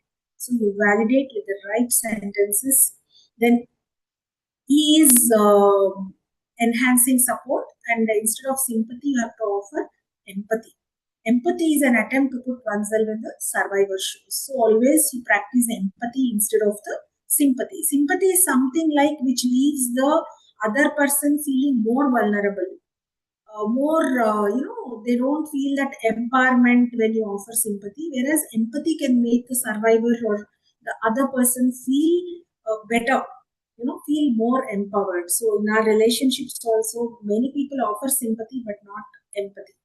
So what does happen? See, suppose I'm not trained, I don't bother. I'm here to see I'm a trained OBG specialist, I'm a technical person. I really don't bother what's going on in her life because of some social issues. So does it really make any difference? Definitely it makes a difference. If you don't recognize GBV behind chronic or recurring conditions, she will have a lot of complications, morbidity, and even mortality. If you ignore signs of fear and emotional distress, she may later get injured, killed, or commit suicide. So these are the possible consequences. So this doesn't hold water when you say that I really don't care, but you have to understand, you have to learn, and you have to get trained with at least get sensitized. So these are the health system and support system linkages. As I say, it is not just us alone. They are part of the multi-system. That is health, psychosocial support, there is a legal system, there is a justice system, there is a security system. But we are at a very crucial junction. We are a real unique position where we can help these women. So what are the challenging issues? Suppose that you come across a survivor who may be feeling hopelessness, having suicidal thoughts or in harm's way, then how do you approach? So what would you do? So we should be able to recognize signs of depression. There are scores for depression, anxiety. Better to use the scores or better to assess the suicide risk. And again, there is one more myth or misconception that we should not ask that a survivor whether she's having any suicide ideation or whether she's thinking of killing herself. But actually, in real, it is mentioned in the GBV survivor-centered training modules that you should ask about thoughts of suicide. It is better to ask so that it really opens up and we can assess the danger and we can help her. If the answer is yes, take it seriously. Do not leave the suicidal survivor alone if there is immediate danger. Then again, how do you help her? There is a referral to a GBV expert agency. In our case, there are one-stop crisis centers, there are helplines, there are Sakhi centers. definitely you can call them and you can connect those people to her.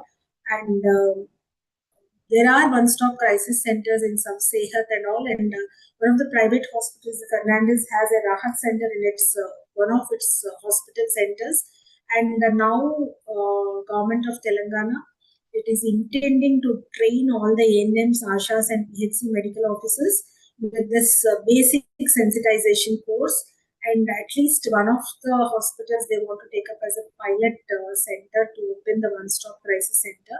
Because see, it's a fact that the women come to the hospitals. It's a fact that we are in a position to identify the violence.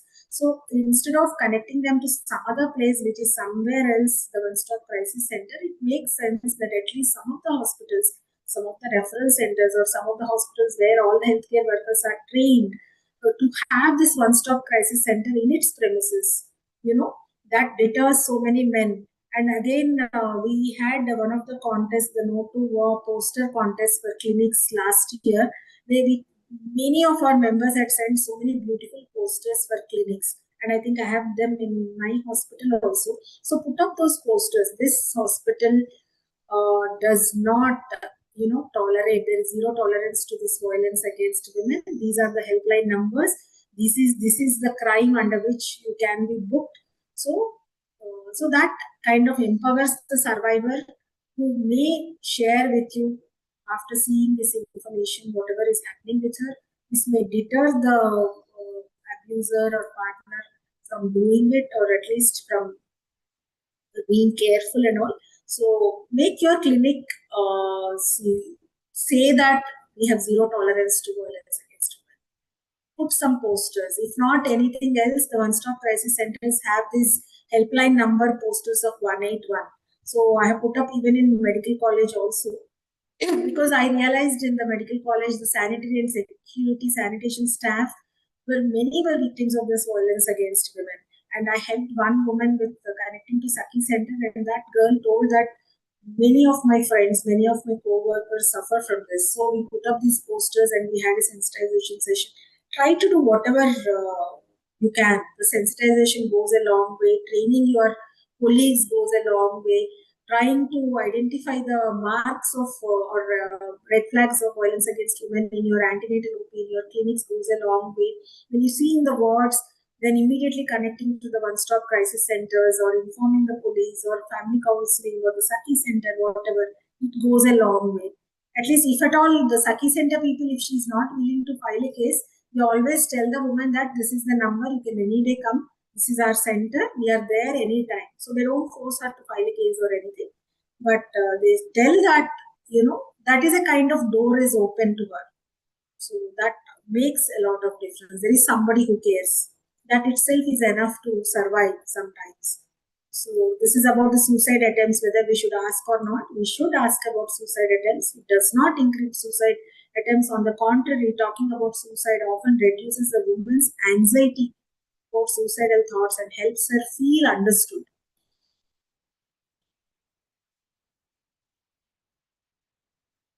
So I think I would skip this because maybe I am exceeding time. Remember that we are not supposed to mediate. Our role is not to mediate. We are part of the survivor-centered referral mechanism. That means we are on the side of the survivor.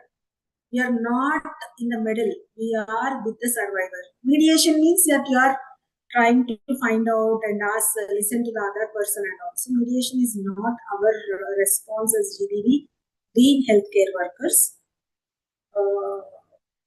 Okay. Again, there is something called vicarious trauma, vicarious suffering to the healthcare worker. And so the healthcare provider who is very empathetic and who is involved in providing support and help and care to these survivors may face a lot of vicarious trauma. So take care of yourself, be aware and identify vicarious trauma. This is a change in the service provider's inner experience as a result of emotional engagement with survivors of trauma. It happens. It happened to us when Nirbhaya happened. It happened to us when Abhaya has happened. I think for months together, we all felt so traumatized and helpless, and and it never went away. So, but yet we have to define, understand, and take care, understand the causes, and being aware, having balance and connection, and all this. So again, as Umayal was telling, be aware of all the laws, the Domestic Violence Act, what it is, the 2005 Act, who can complain, what can happen, who are the protection officers, then the Prevention of Domestic Violence Act, what is the jurisdiction, what are the orders, what are the different sections. Get educated so that if the woman needs, you can definitely, because many people do not know that if a husband says, leave my home, even educated men and families do not understand that it comes under domestic violence. A man may say in a rage, in an anger outfit, if you are not willing to listen to me, you leave my home. But the sentence that you leave my home comes under domestic violence. You cannot ask your partner, your wife, to go or to, leave the shelter that she's having, and she's having equal rights on that shelter. And it doesn't matter that if she's not earning in money, she's taking care. There's a lot of unpaid labor. So you simply cannot say, I am the earning member, I am the provider, and you simply leave. That comes under domestic. That simple sentence is enough to put the fellow under domestic violence. So all the legal remedies, the Constitution of India itself guarantees equality, Article 14, the National Commission for Women, the Dowry Prohibition Act, 498 AIPC, the domestic violence, the one-stop crisis centers, where they are, identify where they are in your surroundings. Like, for example, our district has a very good center which keeps coming to our hospital and which keeps responding to us. The helpline is 181 for many of the Sakhi centers. So I think thank you for the time, precious time, and it's a pleasure to be with you all. Thank you, ma'am. Thank you so much. It was wonderful, and it was an eye-opener for us that we are lacking in many places, and we are not, the thought of you telling many case scenarios actually has put us, and we are in a thought process what next we should start cultivating in our clinic. Thank you so much, ma'am. So Thank you so much. we can move on to our next awaited. Kiran, you have completed everything about your passion from your heart. You have completed everything what we want to say. Most so of nice. the cases and situations are from our own. Yeah, please, yes. Excellent talk. Thank you. And I also want to add one thing that when many women, they are subjected to violence also, or because of the causes, when they come in the menopausal age and they have all the symptoms of mood swings, irritation, and they are taken to be that she's doing it something purposefully, but they are not counseled, or that, but that also has a lot of effect on the women and the family relationships. Actually, madam, the woman's life is always under tumultuous kind of situations, adolescence, pregnancy, menopause. But instead of really understanding the impact that all these phases are having on the woman, the society or anybody has kind of trivialized these situations. They say moods of women, or as if we are unstable, as if we have temperament issues. This happens.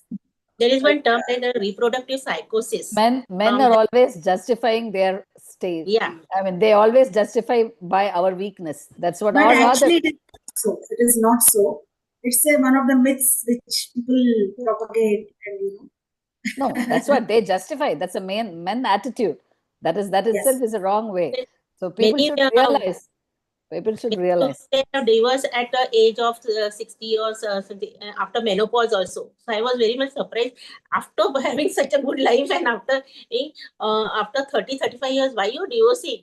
Then that woman, when I asked history, then all this menopause, that has, and she was afflicted to violence also. So instead of understanding, women used to live in these violent relationships because they had no option. People start saying that divorce rates are high now because women are changing.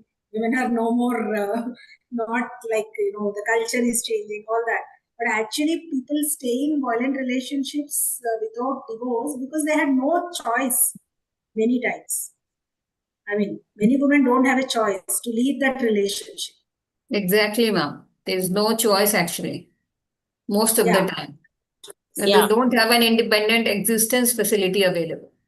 Even they are not Outside marriage. financially independent also, and Outside marriage, they don't have a life. Outside marriage, there is no safety security, is what Exactly. everybody makes Yeah. it feel.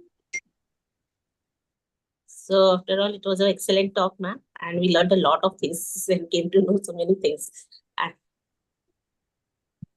We'll move on to our next session of panel discussion, which is multidisciplinary approach to violence against women. I would like to invite our moderator of the session, Dr. Jairani Kamraj ma'am, who is director of Akash Fertility Center in Chennai, and she's South Zone Coordinator for No to Violence Against Women Committee, President-elect of Tabisar and President of Oxy 2023. I would like to invite all panelists as well. Today, our panelists would be Dr. Alka Kumar from Shalaka Hospital, Nagpur, and Dr. Santwana Sharan, who's National IMA from MPH, and she's from Ramgarh, and Dr. Sailaja Nalluri, who's from Andhra Pradesh, Hyderabad, Dr. Rajalakshmi, consultant gynecologist from Udupi, Karnataka, and we have Dr. Sunita Wadhwani from Ratlam Hospital, which is from Madhya Pradesh. And we also have Dr. Sundara Meenakshi, who has worked in Salem Government Medical College and now presently consultant in Sri Meenakshi Women Care Clinic and Priem Specialty Hospitals. Over to you, ma'am. Thank you, ma'am. Thank you for the invite. Thank you. Thank you, Geeta. A very special thanks to my very good friend and a very good very long good friend, Dr. Mai Kundavi. I always say as Mai Kundavi, that's what, because we were together for a long time and we are continuing. Thank you, Kundavi and IRM, for giving us this opportunity. And after a very wide and very vibrant talk by our committee chairperson, Dr. Kiran Mai, we are here because we see the pathetic situation of the women facing the violence, and definitely there needs to be a solution. So this solutions, many times we ourselves as a gynecologist, we are not aware. That's what Kiran is also insisting. So it is our responsibility to make these women who are suffering to change their life into a world where there is shelter, care, love, and also they can survive independently. So that's what we are here to talk on, this very important aspect, how you're going to approach or how you're going to give her a solution for this women who has been tormented by the violence. So we will be now talking about the multidimensional care, what you are supposed to give for the affected women, the survivor, and also about for all the peoples. And I have here my dynamic No to Violence Committee 2026-29 here, with almost all from every zone. We have from North Zone, Dr. Alka, West Zone from Alka, Dr. Santwana from East Zone, from South, from Shailaja, and also Sundara Meenakshi, and of course our very dynamic South Karnataka, Dr. Rajalakshmi, and also Sunita Wadhwani madam from Madhya Pradesh. So we have a very strong, dynamic, very senior people who are working there with Kiran Mai and continuing in this committee to do their strong, effective work. So before we start our presentation, I would like to say that our committee here, we would like to start with one slogan. We are here to stop and end violence. Let all unmute. So Stop. we are here to stop and end violence against women. against women. Thank you. So we'll be moving on to the presentation.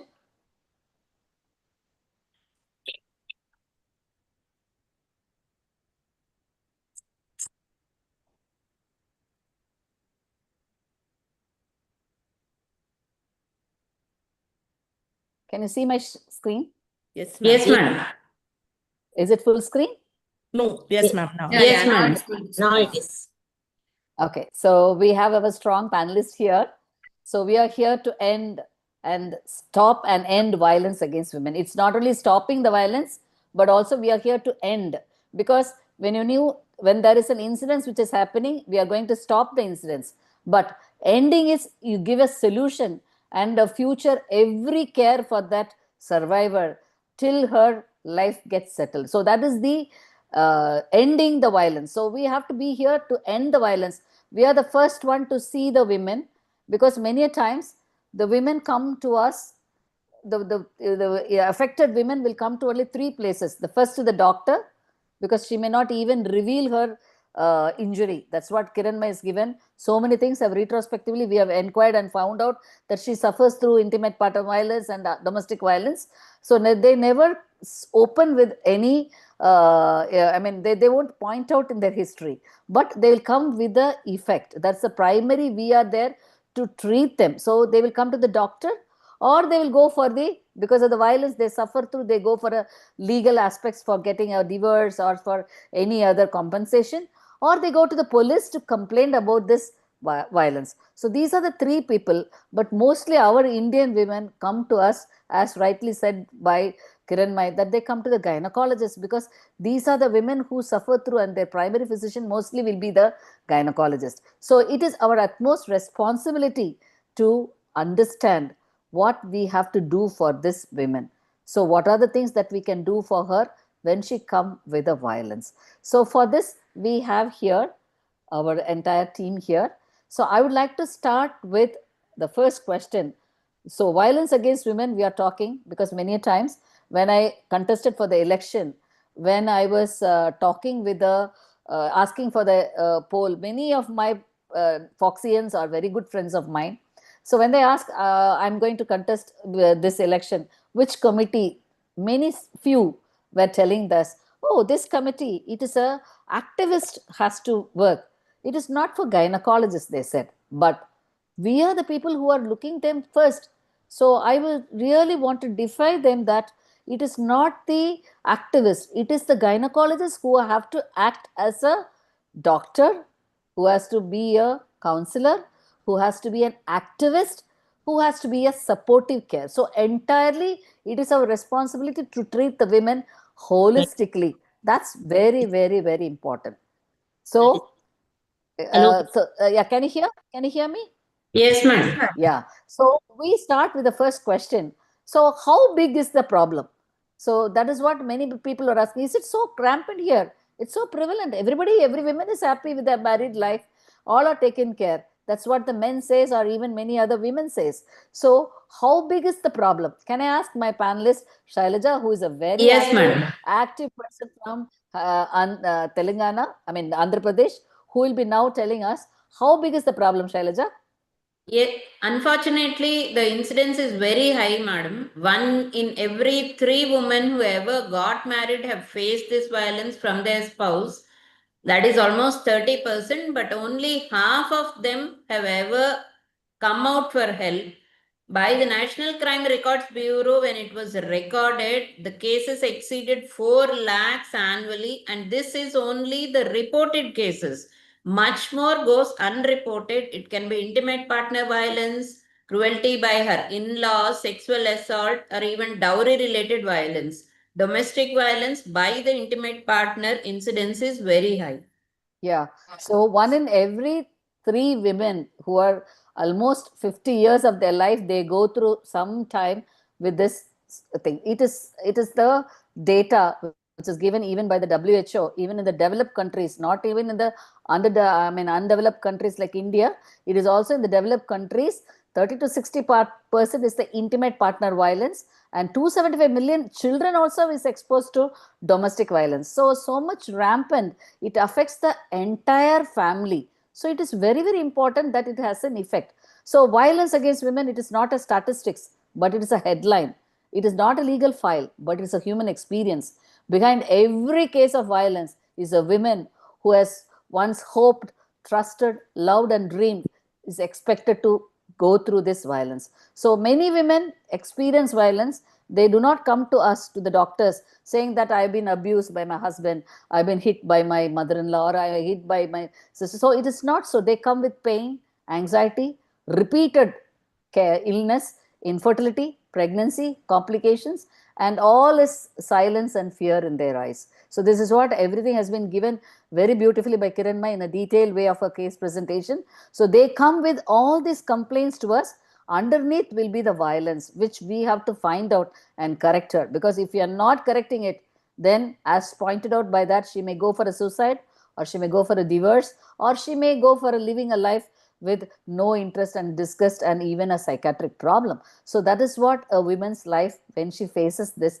So it is our responsibility to see this. So today we have here a goal, not to blame these women or not to assign any blame, but we are here to understand the problem, its prevalence, its seriousness, and respond with compassion, so that we can treat her with compassion and empathy, and strengthen a coordination to prevent it and to stop it, and also restore these women with dignity and safety. That's ultimately we want for the women's healthcare. The healthcare doesn't end with correcting her. We have to give her a safety and dignity. It is our responsibility also. So in that way, we have to have a proper way. So for this only we are here.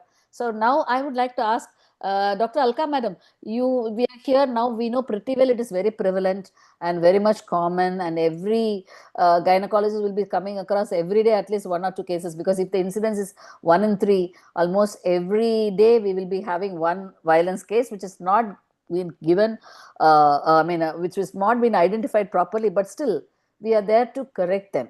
So I would like to ask you, what is the best approach of a management if we are seeing a woman with violence? She is coming to you with a violence. So you are there to correct her, treat her. So what is the best approach you will be seeing or using in your management regarding the violence against women? Thank you, ma'am, for this question. And the question is that what will be my best approach in the management with violence against women? The best approach will be as a survivor-centered is the best approach, which I feel, but still many states are lacking this and many centers are not open. So what does this survivor-centered care mean? That we should know about what is it in the practice. The survivor centers means that a woman who has been experienced a violence should be placed at a hearing first. So every decision which is not, it is first that you should not blame her, blame the system, and not the doctor and not the law. But first of all, it is the safety is important, her dignity is important, and what is her choices are. First, it means that believing her without judgment. You should not judge her. Like many of us, when we rape case comes, we start character assassination. That is wrong. Many survivors already they have facing the shame and the blame. Everybody, society is blaming always the woman. This has to be taken in the account. Now, what is our role now? We need to create a safe space. She should see us as that we are her protectors and we are going to help her where she feels heard and respected. She has to be respected also. And secondly, it prioritizes the safety and confidentiality. Her confidentiality should be maintained. We must assess the immediate dangers, ensure privacy during examination, and protect her information. We are not here to leak out her information or to make it public, but we have to be very careful and about the confidentiality. And the third is that it respects her autonomy. She has the right to decide whether to file the complaint, seek legal help, or simply receive the medical care. So we are not going to decide whether she is going to police or what. Our first is that we have to find what medical assistance she needs. We are not going to force her to go to police. And the fourth, it addresses the holistic needs, physical treatment, mental health, support of the social support also. Then legal options should be open. Violence affects not just the body, but it also affects it is mind which is affected. All physical symptoms, we can treat it. Her injuries, we can, that will heal. But what has an impact on her body, or mind, on mind, that is very impact. We always see when violence, what was the impact, whether it was unintentional, but what was the impact on that woman, that is more important, what I feel it. And the second thing, last is that finally the survivor center cares It avoids what is re-traumatization. And you should have a gentle communication and information before examination. You should explain her what you are going to do. And the trauma-sensitive language is very important. Just simple words. Survivor center care means shifting from what happened to you. That means we should say, what happened to you? This not should be a leading question. But we should say, how can I help you? We can help you and support you safely and respectfully. So first, safety, create private, confidential, non-threatening space, then trust and have an empathetic way. Use empathetic words like very sorry, what has happened to you, and dignity and respect and autonomy is most important, and we should not instruct her what to do. Then confidentially, autonomy and non-judgment are important when we are managing such cases. Yeah, you're very correct, Dr. Alka, as you rightly pointed out. So very important, we have to create a safety and trust and empathy, and also we should look into a dignity and confidentiality. All has been well explained by Kiran Mai when she was talking about how to approach, how to be careful, how to be gentle, how to be empathetic, how to be non-judgmental. All these things are very important when you are caring. So the survivor-oriented approach is the first one that as a doctor, healthcare providers, we must look into it immediately, because we have to look into our situations and then plan what we have to do for her. So definitely a survivor oriented is the best way to approach a violence against women. So I would like to ask Dr. Sunita, we were knowing that we know pretty well now the approach is survivor oriented, but what is the holistic management of this survivor? So what is the best approach? Yes, we want to do a survivor oriented approach, but at the same time, it should be a holistic management. You can't just stop with one treatment alone. So what is your opinion on this? Ma'am, violence against women should never be managed as an isolated crime, but it contains in itself public health, human rights, and social justice issue. It requires coordinated care, protection, empowerment of the woman, and prevention of such incidences in future. It needs multidisciplinary approach rather than a single-ended approach. Yeah, so you're right. So definitely we all agree that this violence against women is not an individual crime. It is a public health crime. So everybody in the public forum is responsible for this crime, so that it is seen as a human rights violation, and also it's a social justice issue. So we should always look every aspect of violence in this way of a social justice. So we have to give her a treatment, we have to protect her, and we have to give her an empowerment, and also we have to prevent her in the future. So what are the so we all agree it is a multidimensional approach. So what are the multidimensional approach? Why it is needed? Why you want it? Because she comes with an injury. Yes, you can correct her and treat her, but still you believe in a multidimensional. What is the reason, madam? Violence against women, as we always have been talking about, is not a single event problem. Because violence creates medical issue, which comes in the form of various injuries that patient have, psychological trauma, which is not only to the patient itself, but it at times is to the kids of the patient, family of the patient, legal vulnerability, social isolation, and economic dependence. All must be addressed together. It affects physical health, mental well-being, family life of the patient, economy, and the society altogether. Single sector response is almost equal to partial failure. Violence against women affects health, mental well-being, social status, legal safety, and economical independence. Single sector response lead to repeated violence. If we treat only one part of it, it will repeat the problem. Survivors need simultaneous protection, care, and empowerment. Yeah, so you're very correct. We can't just treat the problem alone. We have to look into the problem as a holistic way, so that you can prevent the recurrence of this problem happening again to the same women, pushing her into a lot of psychosocial as well as psychological trauma, isolation, and also have a lot of impact in her future life. So it is very important. A multidimensional or a multidisciplinary management is important. So what you advise for a woman with a violence uh, in her treatment part? What are all the various disciplinary care what you have in your mind to give her so that she can be fully treated properly? What are the components of your multidisciplinary management? The multidisciplinary management and support of violence against women in India involves a comprehensive network of governmental institutions, governmental initiatives, legal framework, and non-governmental organizations that who are making efforts to provide better life to the female. It would include the legal aspect, the medical aspect where the gynecologist will make the foremost work, psychological and shelter supports. The approach require coordination among various departments like the police, the judiciary, the healthcare system, and social welfare department. Yeah, so you're right. So when a woman comes with the violence, we not only treat her physically, but we have to look into her mental health, as well as we have to see her psychosocial health, which is also very important. So we need almost every part of her system which is being affected to treat medically. In addition, we have to give her a solution, like what next she can do. Will she suffer through the next same problem again? We have to give them a police safety, security, as well as we have to give them a solution through the judiciary system.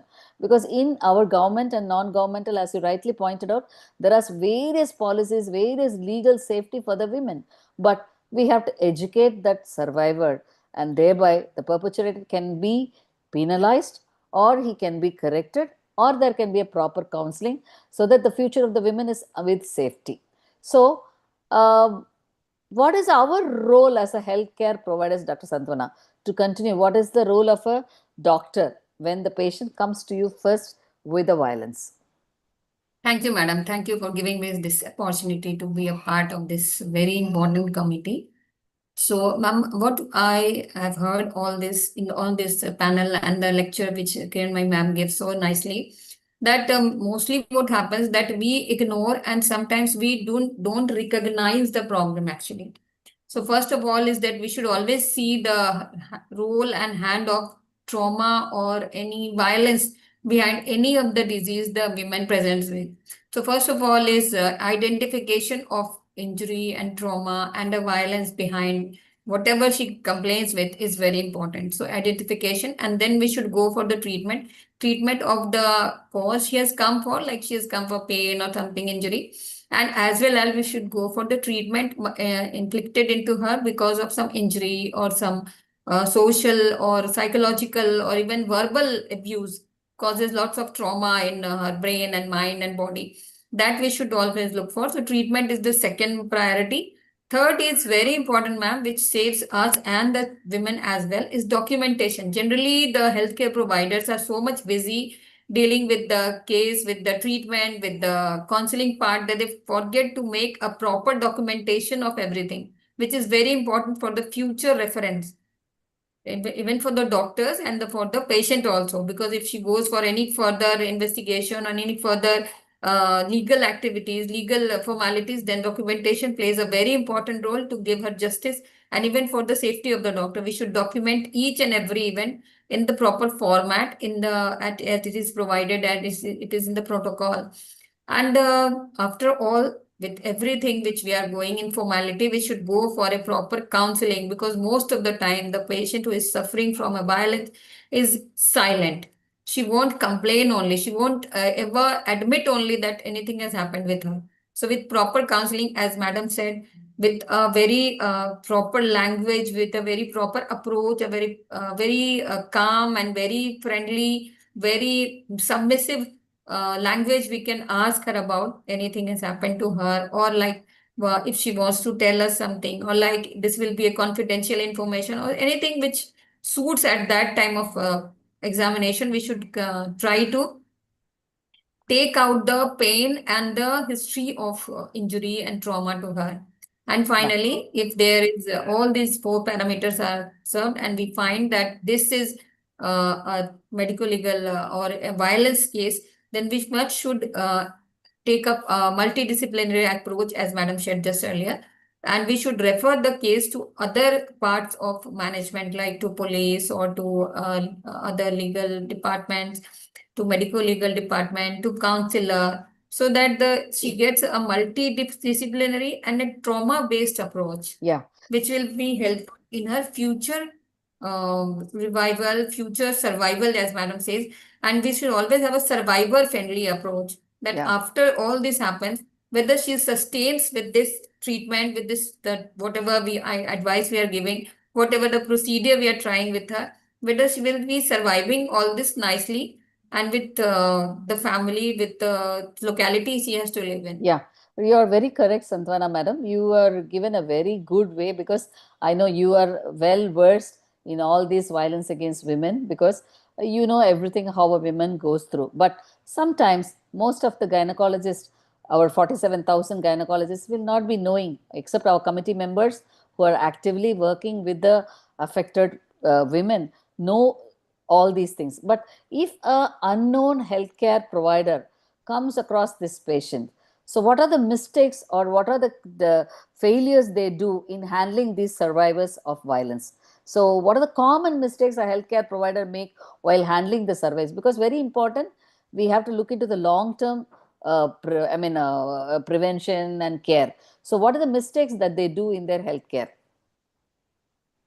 Very correct, ma'am. Well, very few gynecologists, even we were not very aware of this violence behind each and every presentation that the lady can come with.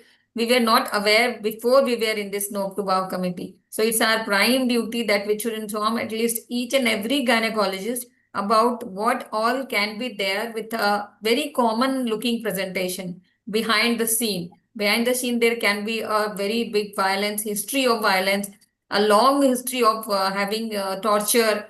So mostly what happens, ma'am, that when we see the patient, when anyone sees a patient, they just don't pay much attention to it, and they just think that I'll handle it myself. They give some certain advice to the patient that you take care of your health, you take care of your nutrition, but we don't go behind and find out that whether she is able to take care of her health and nutrition or not. So if we go with a single sector response, then it is a partial failure, because she might agree with it, she might not be able to follow up with the advice of the consultant or doctor.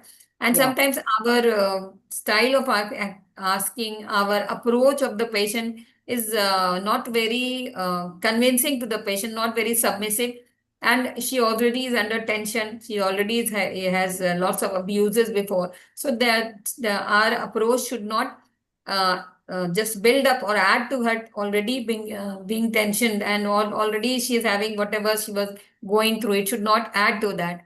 Yeah. And what happens, ma'am, that if we are not very cautious, then with our physical gestures, with our verbal, psychological approach, we can just increase her fear, and I should say she's not very open to the doctor about her complaints. So we should be very particular about, and always should be, we should always have in the back of our mind that there can be a violence behind this incident.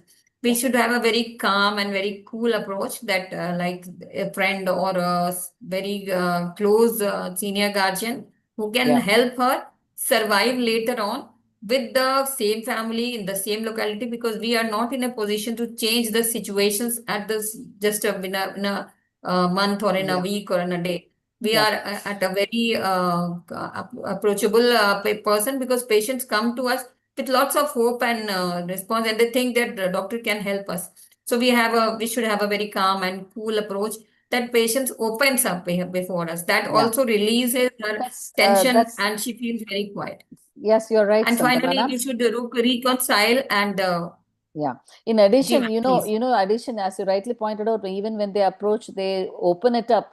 Sometimes the abusers, if they are very submissive, they behave like that. Okay, doctor, it happened this way this time. I'm sorry, I was in anger. I was in a drunken mood. Hereafter, I will not hurt my wife. Because if you try to correct them, if you try to approach and educate them, automatically they will say, no, doctor, next time it will not happen. Sometime I was a little worried or stressed with the office work, so I showed my anger to my wife. Correct. Hereafter I will not do. That's what the abusers say. Sometimes they may do all Correct. tactics to be submissive, and but later on they will do it again. Correct. So this abusers Indeed. will try to do it repeatedly. So such violence needs to be a trauma informed care. So what do you understand by the trauma informed care? That is very important, because when you understand the trauma care, you can just avoid the re-traumatization. We can do a compensative communication, which is very important for this women. So this will prevent and improve the outcomes. That's very important. Can you tell about the trauma informed care, a few points, a few salient points? Ma'am, trauma-informed care is a care when we have always in our back of the mind that there can be a trauma behind whatever presentations is coming with. So, trauma-informed care various components include the language in which we are communicating. Then we can provide her choices of treatment. That whatever she feels like, getting involved, the other departments, police or other people also or not, or whether she's comfortable with it or not, because we cannot force her to any legal formality or anything. So that should be a very choice oriented question. She should always have a very friendly environment, whether she can open up. She should not be forced. She should not be made compelled to answer. We are not police. We cannot just force her to answer. And the most important thing which we read everywhere, ma'am, it's a very rewarding and very responsive attitude to have a very patient listening. If you listen to her problems very silently, very responsively, then she feels like telling, yeah, doctor is interested in my problem. And then comes the part of, like, as ma'am, you said, that we should train and provide her all whatever we have in our means and our approach, the training for self-care and taking precautions later on. And we should convince her that she cannot alone just go and deal with everything, because it's now coming up on her body, on her soul, and on her attitude. So she should always need help, and she should go for help without any hesitation. And finally, ma'am, the techniques that we can use they should be de-escalated and very convincingly conveyed to her. Yeah. So whenever we are in a trauma-based approach, then we can have a holistic approach to the treatment and to the survival later on. So that's very correct. So you have to care for them. You have to protect for them with a proper look and proper attitude. And we have to listen to them. Sometimes your listening itself will comfort them properly, and that will give them a proper support. So not only the treatment, you have to listen to them. And also then you can provide, if they need, we have to provide them the care or the prevention. And also we have to educate them. So these are very important aspects. So now we know pretty well this violence is actually many a times it is always a problem with the legal issues. So many a times the women may not ask for legal problem itself. They may be worried. They may accept it. Sometimes the women, the husband hitting her, she says, okay, the husbands will always hit the wife. My dad hit my mother. My grandpa hit the grandma. So my husband is hitting me. So they take it for granted. But it is a human rights. They even know what to do next. Some women who are really wants to come out of it, they don't know what to do. They don't know there are some legal things are there to help them, to protect them, to support them, to rehabilitate them. Everything is there. They don't know, because Indian government has so many laws, so many things which can protect a women. So many times the women are not aware of this laws being existent. So I would like to ask Dr. Sundar Meenakshi, can you tell me why it is it any legal issues, or is it more than a legal issue? If so, what is your insight about it? Why it is very important? Because why you call not only a physical, but it's add on to it legal? Why? Actually, violence means everyone thinks it's something legal, but it is more the woman. She is physically unwell, mentally unwell, socially unwell, psychologically unwell. She is integratedly unwell. So we have to restore the well-being of the women through an integrative wow approach, ma'am. Yeah, you're right. So it is not only her generation, It is almost the generation in future going to be well by your approach of this issue. So can you tell me the legal framework in India? What are the laws which are there to protect the women against this violence? And the government of India has put forth lots of laws, the IPC sessions, the POCSO and Domestic Violence Act, and Child Marriage Prohibition Act, and even Dowry Prohibition Act, and there are lots of laws have been provoked by the government of India. And for the medical and paramedical persons, we have the Bharatiya Nyaya Suraksha Sanhita, which was put forth in 2023. So all these laws have been put forth by the government of India to safeguard womanhood. To address the crime against women, the National Crime Record Bureau regularly compiles data and enabling a data-driven focus approach to tackle safety corners. And like the POCSO Act, which is coming up more and more, going to the schools and colleges, it is creating lots of awareness in the public, ma'am. Yeah. So these are the laws. So as you rightly pointed out, the Protection of Women from Domestic Violence Act, it started in 2005. And also there are three sections, with the Section 3, it defines as any act that harms a woman's physical or mental health or endangers her safety, including harassment for unlawful demands, which are very important. It is not only physical, it is also even a demand. That is also very important. This act implies everything, even as you rightly pointed out, the word that they say abusively against a wife, you leave my home, it is my home, like that also it is held very much in this Domestic Violence Act. So the National NFSHS 5 says that almost all spousal violence to a married woman is always into this law and gives so much of safety. So next is the Dowry Prohibition 1961, which is a very important act for the women, especially during the married period, post-married period. Within 7 years, if they go through any problem, they can be arrested in dowry prohibition. It's very, very safety for the women. So all should know about this dowry prohibition.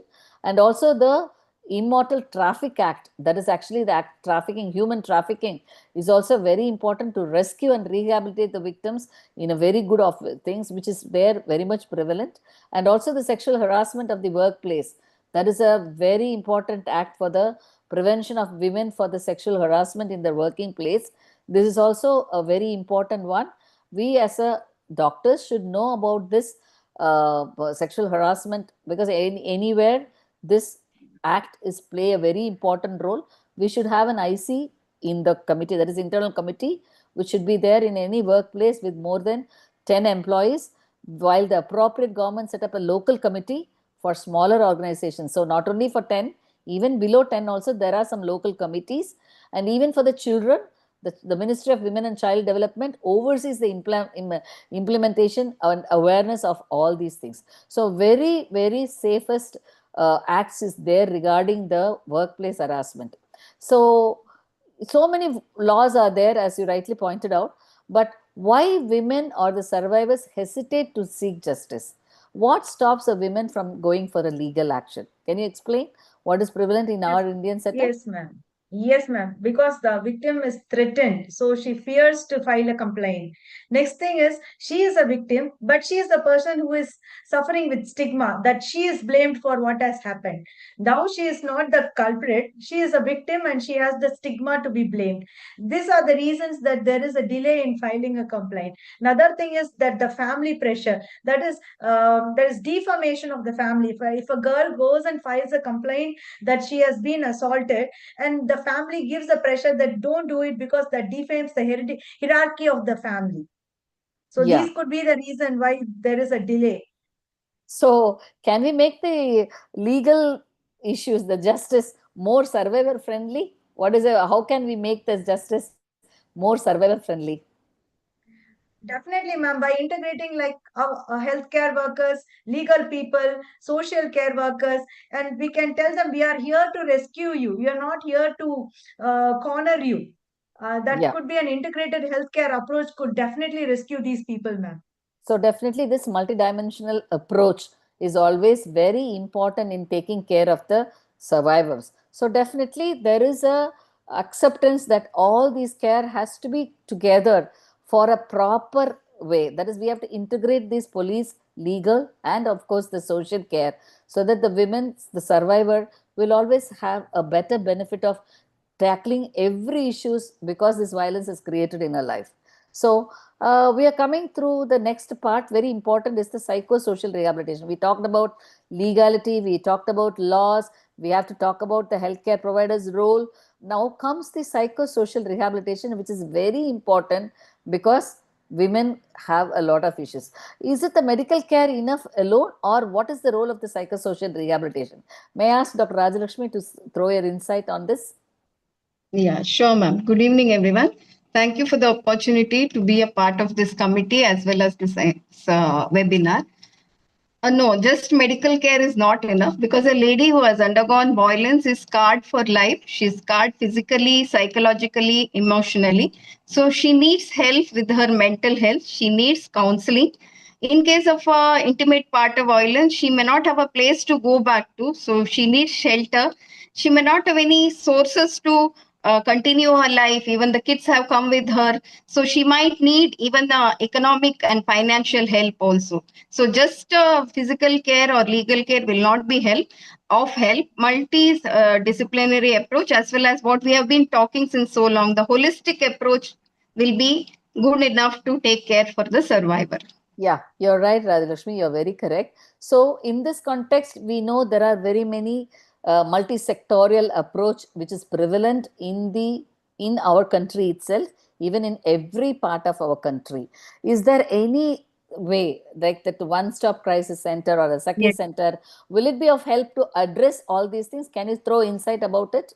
Yes, of course. One-stop help centers are a boon for these people, women who have been subjected to crime. They have been the centers, the Sakhi centers or Gelati centers, what they are called here. They have been established after the Nirbhaya incident. It's through the Nirbhaya Fund. They provide the medical benefits, the legal aids, shelter, as well as financial support, all under one roof, facilitating a coordinated response to various forms of the violence.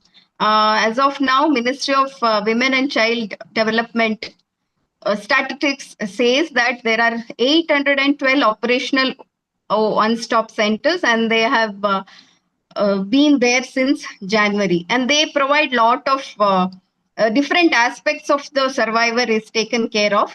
There is emergency response system 112, which can be called. There is an integrated emergency response management system on the railway stations. There are 1,023 fast track special courts which decide on these cases. There is, as already been said, anti-human trafficking units are there in this one-stop centers, as also women help desks over in the police station. So these are all the ways through which this one-stop center is helping a woman faced with the violence. So yeah, you're very correct. So many things are there, and definitely the psychosocial support they provide, and awareness is given to her so that she can be very much safe to go and report any she is cases given legally. help to, in case she needs a psychological counseling, she's shown where to go, what to be done. She's directed properly, and she's given a proper referrals. Yeah. So and it focuses mainly on counseling, training, even counseling as well as training the people to counsel these survivors is also taken care of. Yeah, you're right. So the one-stop center has a legal person connected, a police official, a shelter. Even 48 to 72 hours, the women can be kept there safe, even with their children, so that they can be given food, they can be given some economical support, they can be guided, and she feels safe not to go back to the trauma sent again. So this is a very important one. This Nirbhaya Fund is supporting this, and it's a very safety and security for women affected with violence. So one-stop center is, yes, I agree. But can you, Dr. Shailaja, can you explain about the helplines? Because Rajalakshmi was telling about helplines in the public, in the police station, in the railway station, in the public places, in the common places. But we all should know about the helplines. Can you elaborate about the helplines which helps in this violence against women? Shailaja? Shailaja, are you there? Unmute. Shailaja? Or anyone can take if Shailaja is Yeah, not madam. there. Madam, can you hear me? Yeah, now we can hear you. Yes, madam. These women helpline numbers work 24/7, mainly 181, which provides emergency support services for women who are facing violence, which was launched in 2018 on December 3rd under the Universalization of the Women Helpline Scheme. As Dr. Rajalakshmi said, it provides referral to police, it sends to hospitals, it helps in legal aid, and the one-stop centers are sent to one-stop centers which acts as a shelter while informing women about the government schemes which are available to them for them.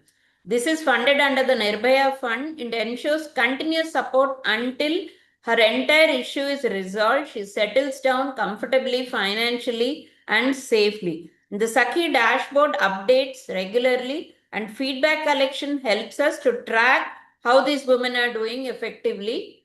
And there is one emergency response support system, 112, which is an integrated emergency service launched by the Government of India with a single emergency number to handle all types of emergencies. It works through phone calls, through SMS, through sending a mail or SOS signals, or through the web portal.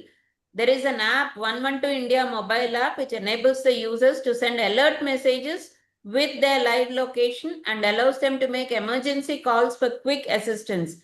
As in Andhra Pradesh state, the Shakti app, when a person is unable to inform.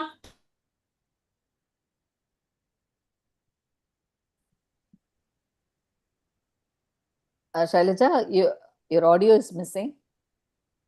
Shailaja? Shailaja, your audio is missing. Hello? Now we can hear you. Yeah, madam. In Andhra Pradesh, the Shakti app is there where you can shake the phone 5 times, the app gets activated and information goes about their live location. And this emergency response support system also provides a real-time tracking of their emergency vehicle to ensure support. It unites all the existing emergency numbers, 100 for police, 101 for fire, 108 for ambulance, and 181 for women and child care under a single umbrella. Yeah, that's really lovely. So we should know about this ERSSS, that is the Emergency Response Support System. We should educate our girls, our women, everyone to know about this number so that it can give a proper response support system immediately, whatever they need. So what about the women help desk in the police station? Yes, madam. There are women help desks in police stations. Once a complaint is filed, it is automatically forwarded to the appropriate authority. Supported by the Nirbhaya Fund, these women help desks have been established in police stations to make law accessible to women and make the law responsive to women's issues. Once the police station is approached by the woman, this is the first and single point of contact for any woman walking into the police station. So far, 14,658 women help desks have been set up, of which 13,743 are luckily headed by women police officers. Yeah, so this is for the common public and for all the public places and even in other places. What about the workplace safety care, Shailaja? In women with where in the they're workplace, working, a SheBox portal was launched by the Ministry of Women and Child Development, that is the sexual harassment electronic box, to provide a single window platform for women to register a complaint when they are harassed at their workplace. This is accessible to all women. It is regardless of whether it is organized work sector, unorganized, public or private. Anybody can access this SheBox, and it says that a safe workplace is every woman's right. She can report through that SheBox portal and immediately action will be taken. Yeah. So is there any other initiatives other than this? You just explain for all of us to know, because nowadays the cybercrime is increasing. We know the public and the police all are working very hard about this. So you must say a few things about other initiative which is taken for women's safety. Yeah, ma'am. There are many initiatives for women's safety. As you said, the cybercrime reporting portal 1903, The Mission Shakti, the Shakti app working in Andhra Pradesh, where it is very easy to report to them even without calling or sending a message. Just shake your phone 5 times when you are in trouble. Your live location goes to the police and they track you and they come. There are Mahila police volunteers. There are special women police cells for women to approach, accessible to them. There is the Mary Saheli initiative, and there is an investigation tracking system for sexual offenses to track how far the investigation has been done, at what stage it is, and how far it is being solved. There is a national database on sexual offenders where they are highlighted, which will stop them from being the perpetrators in the future. Yeah. So you are very correct. Yeah. Anything? Yes. If you can add up, it's good. Good. So I think Yeah, I think you have given everything about the Safe City project. Yeah, to madam. the special Regarding event. Yeah. domestic violence and intimate partner violence, there is the project Stree Manoraksha, which aims to strengthen the trauma-informed mental health care in the one-stop crisis centers. It focuses on training the counselors and staff mainly how to handle a woman who has come to the one-stop crisis center after facing violence. They train the case workers, administrators, even the paramedical and paralegal staff and the security personnel also. This initiative ensures that women facing this gender-based violence or domestic violence, intimate partner violence, they receive empathetic care, they receive evidence-based mental health care, counseling psychologically, and they are helped for financial counseling, for legal counseling when they seek help at the one-stop crisis center. This is all the heads under a single umbrella. The woman can just approach the one-stop crisis center and she will be guided as to how to approach the police or for legal help or for financial help. So you're right. So you're given very elaborately about all the initiatives and how the one-stop crisis center acts for these women for the safety and every future rehabilitation. So we know now the violence against women, it is not the healthcare alone. We need to rehabilitate them both psycho-socially as well as economically, and also we have to give them a moral, mental support for their future living also. Even the one-stop crisis center, they give everything for these survivors. So we should be well and thorough aware about the initiatives, the laws, the rules, and about the facilities which are available for the violence against women, so that we can educate our women who are coming with the violence, who are scared to leave the home, who are scared, who don't know what to do next, because for them the husbands are the only sole breadwinner, so they don't know what to do with the violence, so they suffer through it. So there are so many solutions for that. We can educate them through all these legal as well as the initiatives. So we know now we can have a solution for this. So I would like to ask my panelists, especially Dr. Alka Kumar, can this violence be prevented? Because always prevention is always better than a cure. So is there any way that you will educate or you will be starting a prevention for this violence? Dr. Alka? After hearing to all the questions, so always as we say that prevention is better than cure. So for here also it applies that prevention is better than cure. Why the violence should happen first? So prevention is better. So there are many measures to prevent. So preventing violence against women, it requires some social transformations. Norms by challenging the first that the gender stereotypes, then promoting the healthy relations amongst the intimate partner and the woman, then empowering women economically and socially, ensuring strong legal frameworks also needed.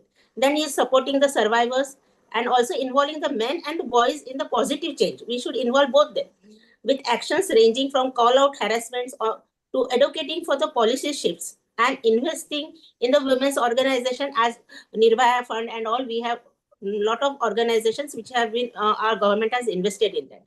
Now, social and cultural shifts are also very important, that the challenges that the gender stereotypes. We have to promote healthy masculinity, dismantle the rigid roles, whatever for genders it is, and educate the youth to build a respectable identity. We should teach our boys and men that how to respect the woman. It all starts from the foundation, that from the school and the family.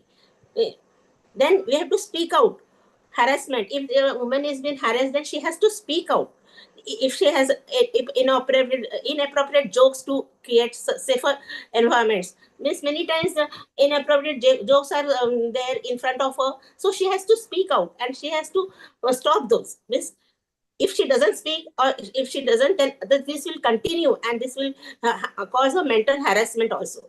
Then you have to promote healthy relationship. You have to educate on consent, communication, and equality in the relationship. And this also starts in the schools only.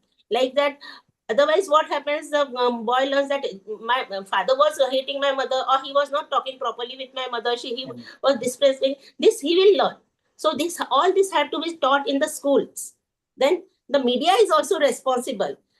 So we have to hold the media also accountable for the harmful representations of the women and the girls.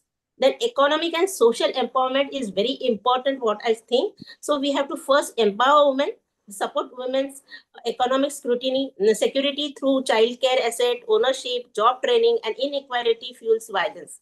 Always at job places also there is inequality and it fuels violence amongst women.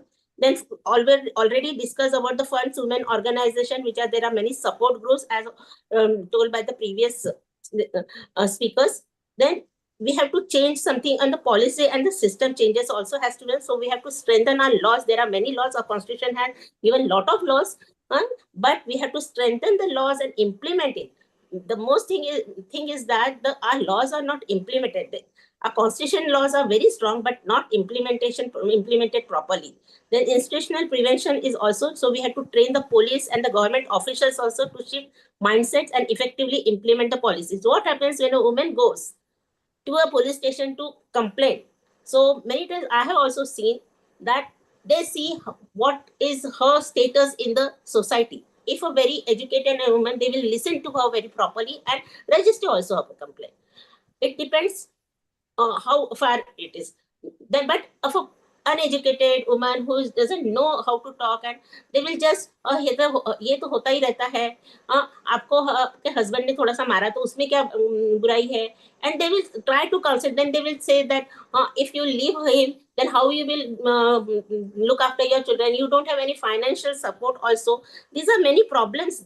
And then what happens, because of all these problems, they counsel in this way, and then that woman doesn't fight and she again goes, and again the repetition of the violence, and the cycle goes on and goes on. Ultimately, we don't know whether she will commit suicide or whatever happens to her. So our support system, this system has to be trained in this. Yeah. So and, yes, madam. And psychological support also should be there. Legal aid should be there. Hotline should be there. So there is all this that is individual and community action should be taken. So we have to educate ourselves, get involved, and listen to the survivors, amplify their voices, and build a solidarity with the movements. This is what I want. I feel like this. Yeah, you are right, ma'am. So immediately when they come, we have to give them a protection, and then we have to give them a proper medico-legal support. And we have to make, even in the medico-legal support, as you rightly said, the laws are very much there, but the implementation is very poor. So we have to make use of this fast-track courts to find a solution and to have the predator to be, penalization is very important. And we have to give them a free legal aid. Sometimes even in underprivileged, they don't have anything and aid. So definitely a free legal aid, and police should be sensitized that women coming with some trauma may have a violence behind. So they should also be sensitized about this violence which is there in the women. So almost all the medical, legal, and the political, and even the policy makers, everybody should be sensitized, which gives an immediate care. But we have to look into the long term also, because sometimes when she goes to the police station and write a complaint, then what next? It goes to the court, and what next? She has to survive that court hearings, paying for the lawyer. She may not have anything as support. Even if you give a legal aid, and at the end the predator is now actually he has been proved of the abuse, so he has been sentenced. What next for her? Such a long term. So, Dr. Santvana, what do you feel that it's a long-term solution for this violence? Ji, ma'am. Ma'am, violence cannot be just stopped, as you always say. It has to end. That's the motive of this year's theme for No to Violence. And this is what we are supposed to do to end the violence. Because if we prevent the violence, then only we can end it. If you just stop it, it will recur and re-traumatization and recurrence of violence will happen. So most important is if the women if a woman has the confidence that this is not only place where she can stay like her home or her locality. There are other places also where she can get some shelter and rehabilitation. Then she can gain some confidence to resist. She can say no to the violence which is happening to her. So for women who need to leave abusive environment, there should be governments funded shelter homes and should be available. And at some places they are really available also, but not far and large. There should be more centers like that. And there is another one very important scheme which goes for the providing shelter, food, clothing, counseling, legal aid, skill building training for women is Swadhar Grih scheme. Difficult circumstances, including their rendered homeless, when they are rendered homeless due to violence, they can go for such schemes where they can get some shelter and support. So basically, economic dependence is the trap for women who mostly troubles the survivors. So shelters should provide actually immediate security, and later on they should be providing skill training which restores dignity and independence to a woman, and community support is the topmost, which can finally sustain the long-term recovery of violence. Yeah.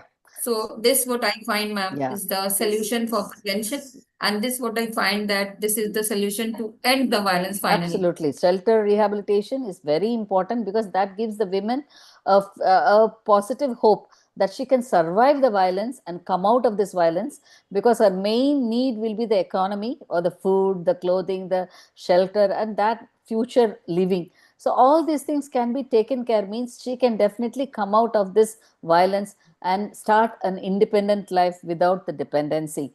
But even with all these things, there comes the society.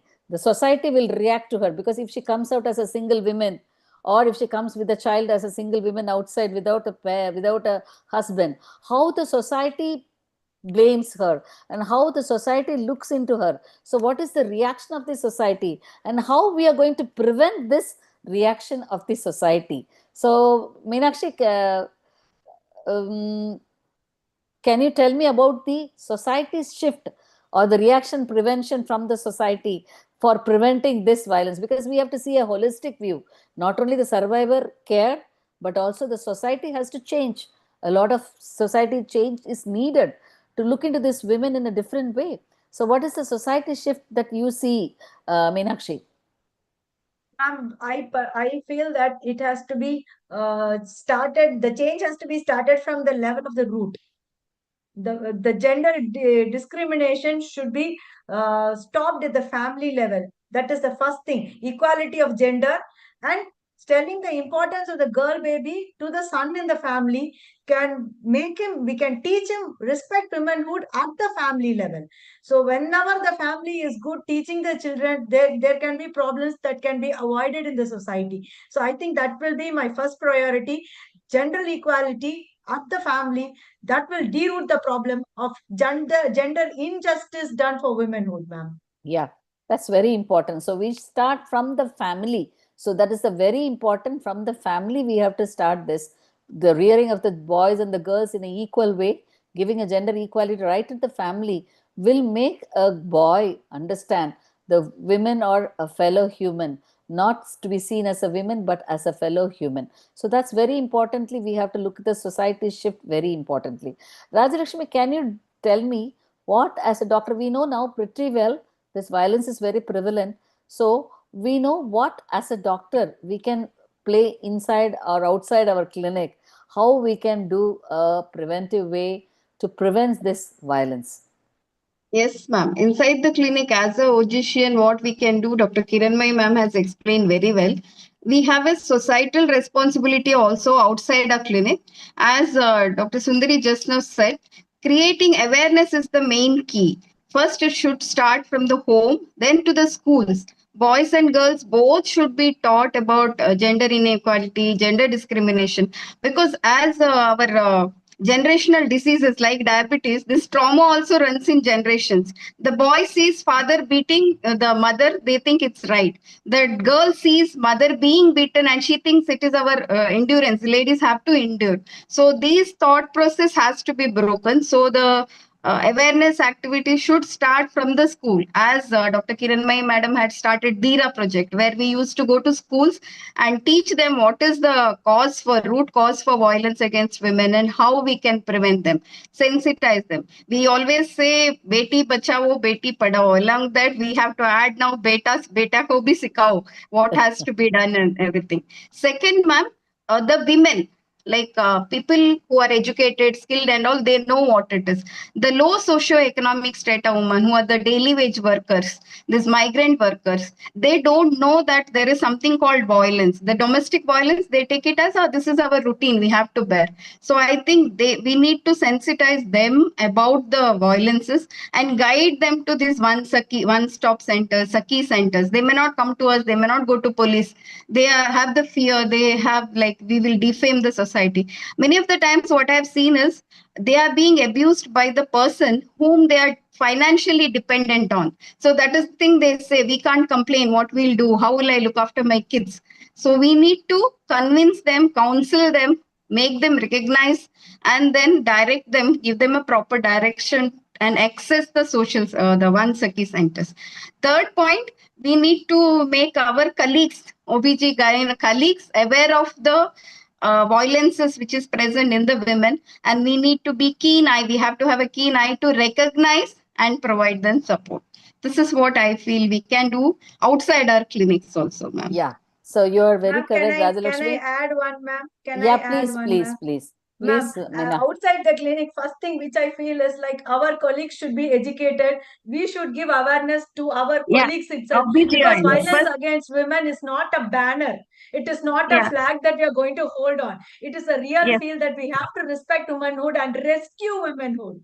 And this Yes. feel has to be to each and every gynecologist, because these people are not aware about this activity Yes. of know and stop and end violence against women. That is our Yeah. responsibility as a gynecologist. We are the first line person who are going to see the women as a whole woman, and we should work for it. That has to be inculcated inside their mind, ma'am. I don't know how we are going Yeah. to do this So to you women's are society. you are very difficult correct. task, ma'am, You are very actually. correct. You are very correct, Meena, Rajalakshmi, and all my team, because it is our that is why this committee is there very active, because we have to make an awareness among our fraternity to know about the violence, because in our history taking we don't have any history of we Never. have menstrual history, marital history, sexual history. We don't even have a history of whether a woman is going through some violence. We don't have a history. So here this year, as a committee chairperson of FOXI, my one of this year goal is to make a data related to this and to submit to FOXI to create a history in all our obstetric and gynec history to include this, so that we can identify. Even if a woman comes with her husband and she suffers through violence, she may not tell in his presence. But if you ask in a history taking whether you are have any abuse or any violence you go through in your life, she may say no. But when you're examining her, if she has, oh, this doctor asked me something, can I open to her? So that will pick up the violence. That will pick up this women, because if you would have picked up, we would not allow this women to die of this. We will not have Ritania cases who have the dowry death. She may be abused, or it may not be a boy like a commando who died. All these women can be prevented once we identify. So identification is by history taking, which should be included. That is what is the idea that I am planning this year. We are collecting a data we are going to make in the FOXI to include this in the history. So if you include in the history, you can identify the violence, exact prevalence will be known, and that will give a solution. So as you rightly said that we have to do this. So that's very, very important, as you all pointed out. So I'm very thankful. I'm very happy that every one of you has given a very good idea about the violence. So now I would like to say a few 1 minute, because we are almost 1 hour. So we'll be just finishing in 2 minutes. I would like to have 1 minute or even half a minute, what you will recommend as an immediate step to improve the multidimensional management of this war. So I would like to have one vision, as I said that it should be included in the history. Like that, you have to give one recommendation as a one single recommendation. Can I have from Meena? You are there. You are first. Sundara Meenakshi. You can start first your point. And My first thing which I would like to do is like I wanted to create awareness among our own colleagues. Yes. That should be the first step, because we are the first person looking at the person. Yes. That will be my first step, ma'am. First one is the creating awareness among the OBGYN about the violence to find out the prevalence. Yes. Rajalakshmi? Yes, ma'am. I agree with Dr. Meenakshi. The second thing is when I have always spoken about this VAVA, what you can do, you cannot do anything. So what is the purpose of doing this? So I feel like our OBGYN should be made aware of recognition as well as what can be done, how they can help the survivors. Yes, you're right. That's why this year we are in another 3 months. Our committee is going to make a module, so that we are going to conduct nearly around 50 CMAs all over India to create an awareness with this module about the VA for our OBGYNs. So this is our committee's next work that we are going to do. I really appreciate. Santwana madam, your comment of an immediate recommended action. Ma'am, I want to not just stop and prevent. We should take our approach bit further to end violence, because this committee and everything is there to end the violence against women. So all our approach should be not only to stop and prevent, we should approach towards ending violence with all means. Yeah, Dr. Alka, madam. I also agree about what the speakers previously what they have said, but what I want to suggest that violence against OBGY are gynecologists. There is a lot of cases there, but they don't speak. So first we should speak. So charity begins at home. So we should be sensitized. We should come out, though we are empowered, we know everything, we are educated, but still we don't speak. Or our senior gynecologists or seniors say, if you go and ask advice, they say, "Rehne de, chupchap rahe, kuch nahi hota. He will get. Otherwise, you take divorce or something." But after divorce, also the problems are not solved. So we should first, charity begins at home. We should sensitize ourselves. We should start speaking, and then others can follow it. Yeah, Dr. Shailaja. Yes, madam. As other panelists said, recognition of the violence is important. And I would say that the grassroots level healthcare workers, in Andhra Pradesh, we have the Anganwadi workers, ANMs, ASHA workers. These people go from home to home. They know the entire family. They know the relationships in the family. They would be the first person to pick up the violence. So these people should be trained in how to react if they pick up. They calmly come away thinking that this is a family matter, this is a personal matter, who are we to meddle? But they should be trained properly to, when they identify, they already identify, but they do not act. They should be taught on who to approach, who to report, how to help the woman to take police help or legal help, or inform them about the one-stop crisis centers. This information should be given first to the grassroots healthcare workers, and that's where we can bring change. Just like cervical cancer screening, visual screening is there, VIA is there. Just like that, our work should begin at the grassroots level healthcare workers. Yeah, Sunita madam. Sunita madam? She's there? Okay. So yeah, she's there. Madam, can you hear Sunita Vadvani? So I think all my panelists are very dynamic to say about what are the implementation that they can do. And I'm very sure that the violence against women has to stop and end. That is the thing that we are working for that. So in that way, we would like, I'm very sure the audience would have been known about what are all the multidimensional care which you can give in your level. Definitely, as a gynecologist, we can treat them, we can give them the proper support for psychological counseling, and also we can give them a guidance about the one-stop crisis center, the legal facilities they have, all the acts which protects them, and also we can give them a long-term survival with a shelter homes advice. So I'm very thankful to all my panelists who are very dynamic in sharing all the depth of this violence against women, which will be really an eye-opening to many of this audience. And I thank IRM, Kundavi and Geeta for giving us this opportunity to express all our concerns. So let's all stop violence and end violence against women.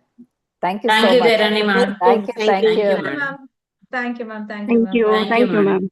Thank you Thank so Thank you, much. Dr. Jairani. I think it was such a wonderful panel and an eye-opener for us, to learn so many laws and the way to prevent violence against women. And I think you have an excellent panelist from various zones who brought up a lot of issues. And thank you so much. I think we really enjoyed the panel. Thank you so Thank much. Thank you. Thank you, Kundavi. Thank you so much. Thank you, one and all. This opportunity to thank each and everyone who have attended the session. And first of all, I would like to thank our head of the department, Kundavi ma'am, for giving us this opportunity for an inspiring webinar, I should say. Today's webinar is not just an event, it's a voice and a shared commitment to dignity and safety, I should say. And thanks to both our speakers, Dr. Umayal ma'am and Dr. Kiranmai ma'am, for their inspiring words. And a special thanks to our Jairani ma'am for giving us clarity in addressing a sensitive yet urgent issue and dealing that issue in a multidisciplinary approach. Thank you so much, ma'am. And I thank Sahiti for giving us the Zoom platform to share the event without any technical issues. And thanks to all the delegates who have made this evening a wonderful session. And I conclude my vote of thanks by saying no to violence and yes to dignity, yes to protection and respect, and yes to humanity. Thank you. Thank you, one and all. Thank you, Geeta. Thank you. Thank you so much. Thank you, Bye. madam. Bye. Bye.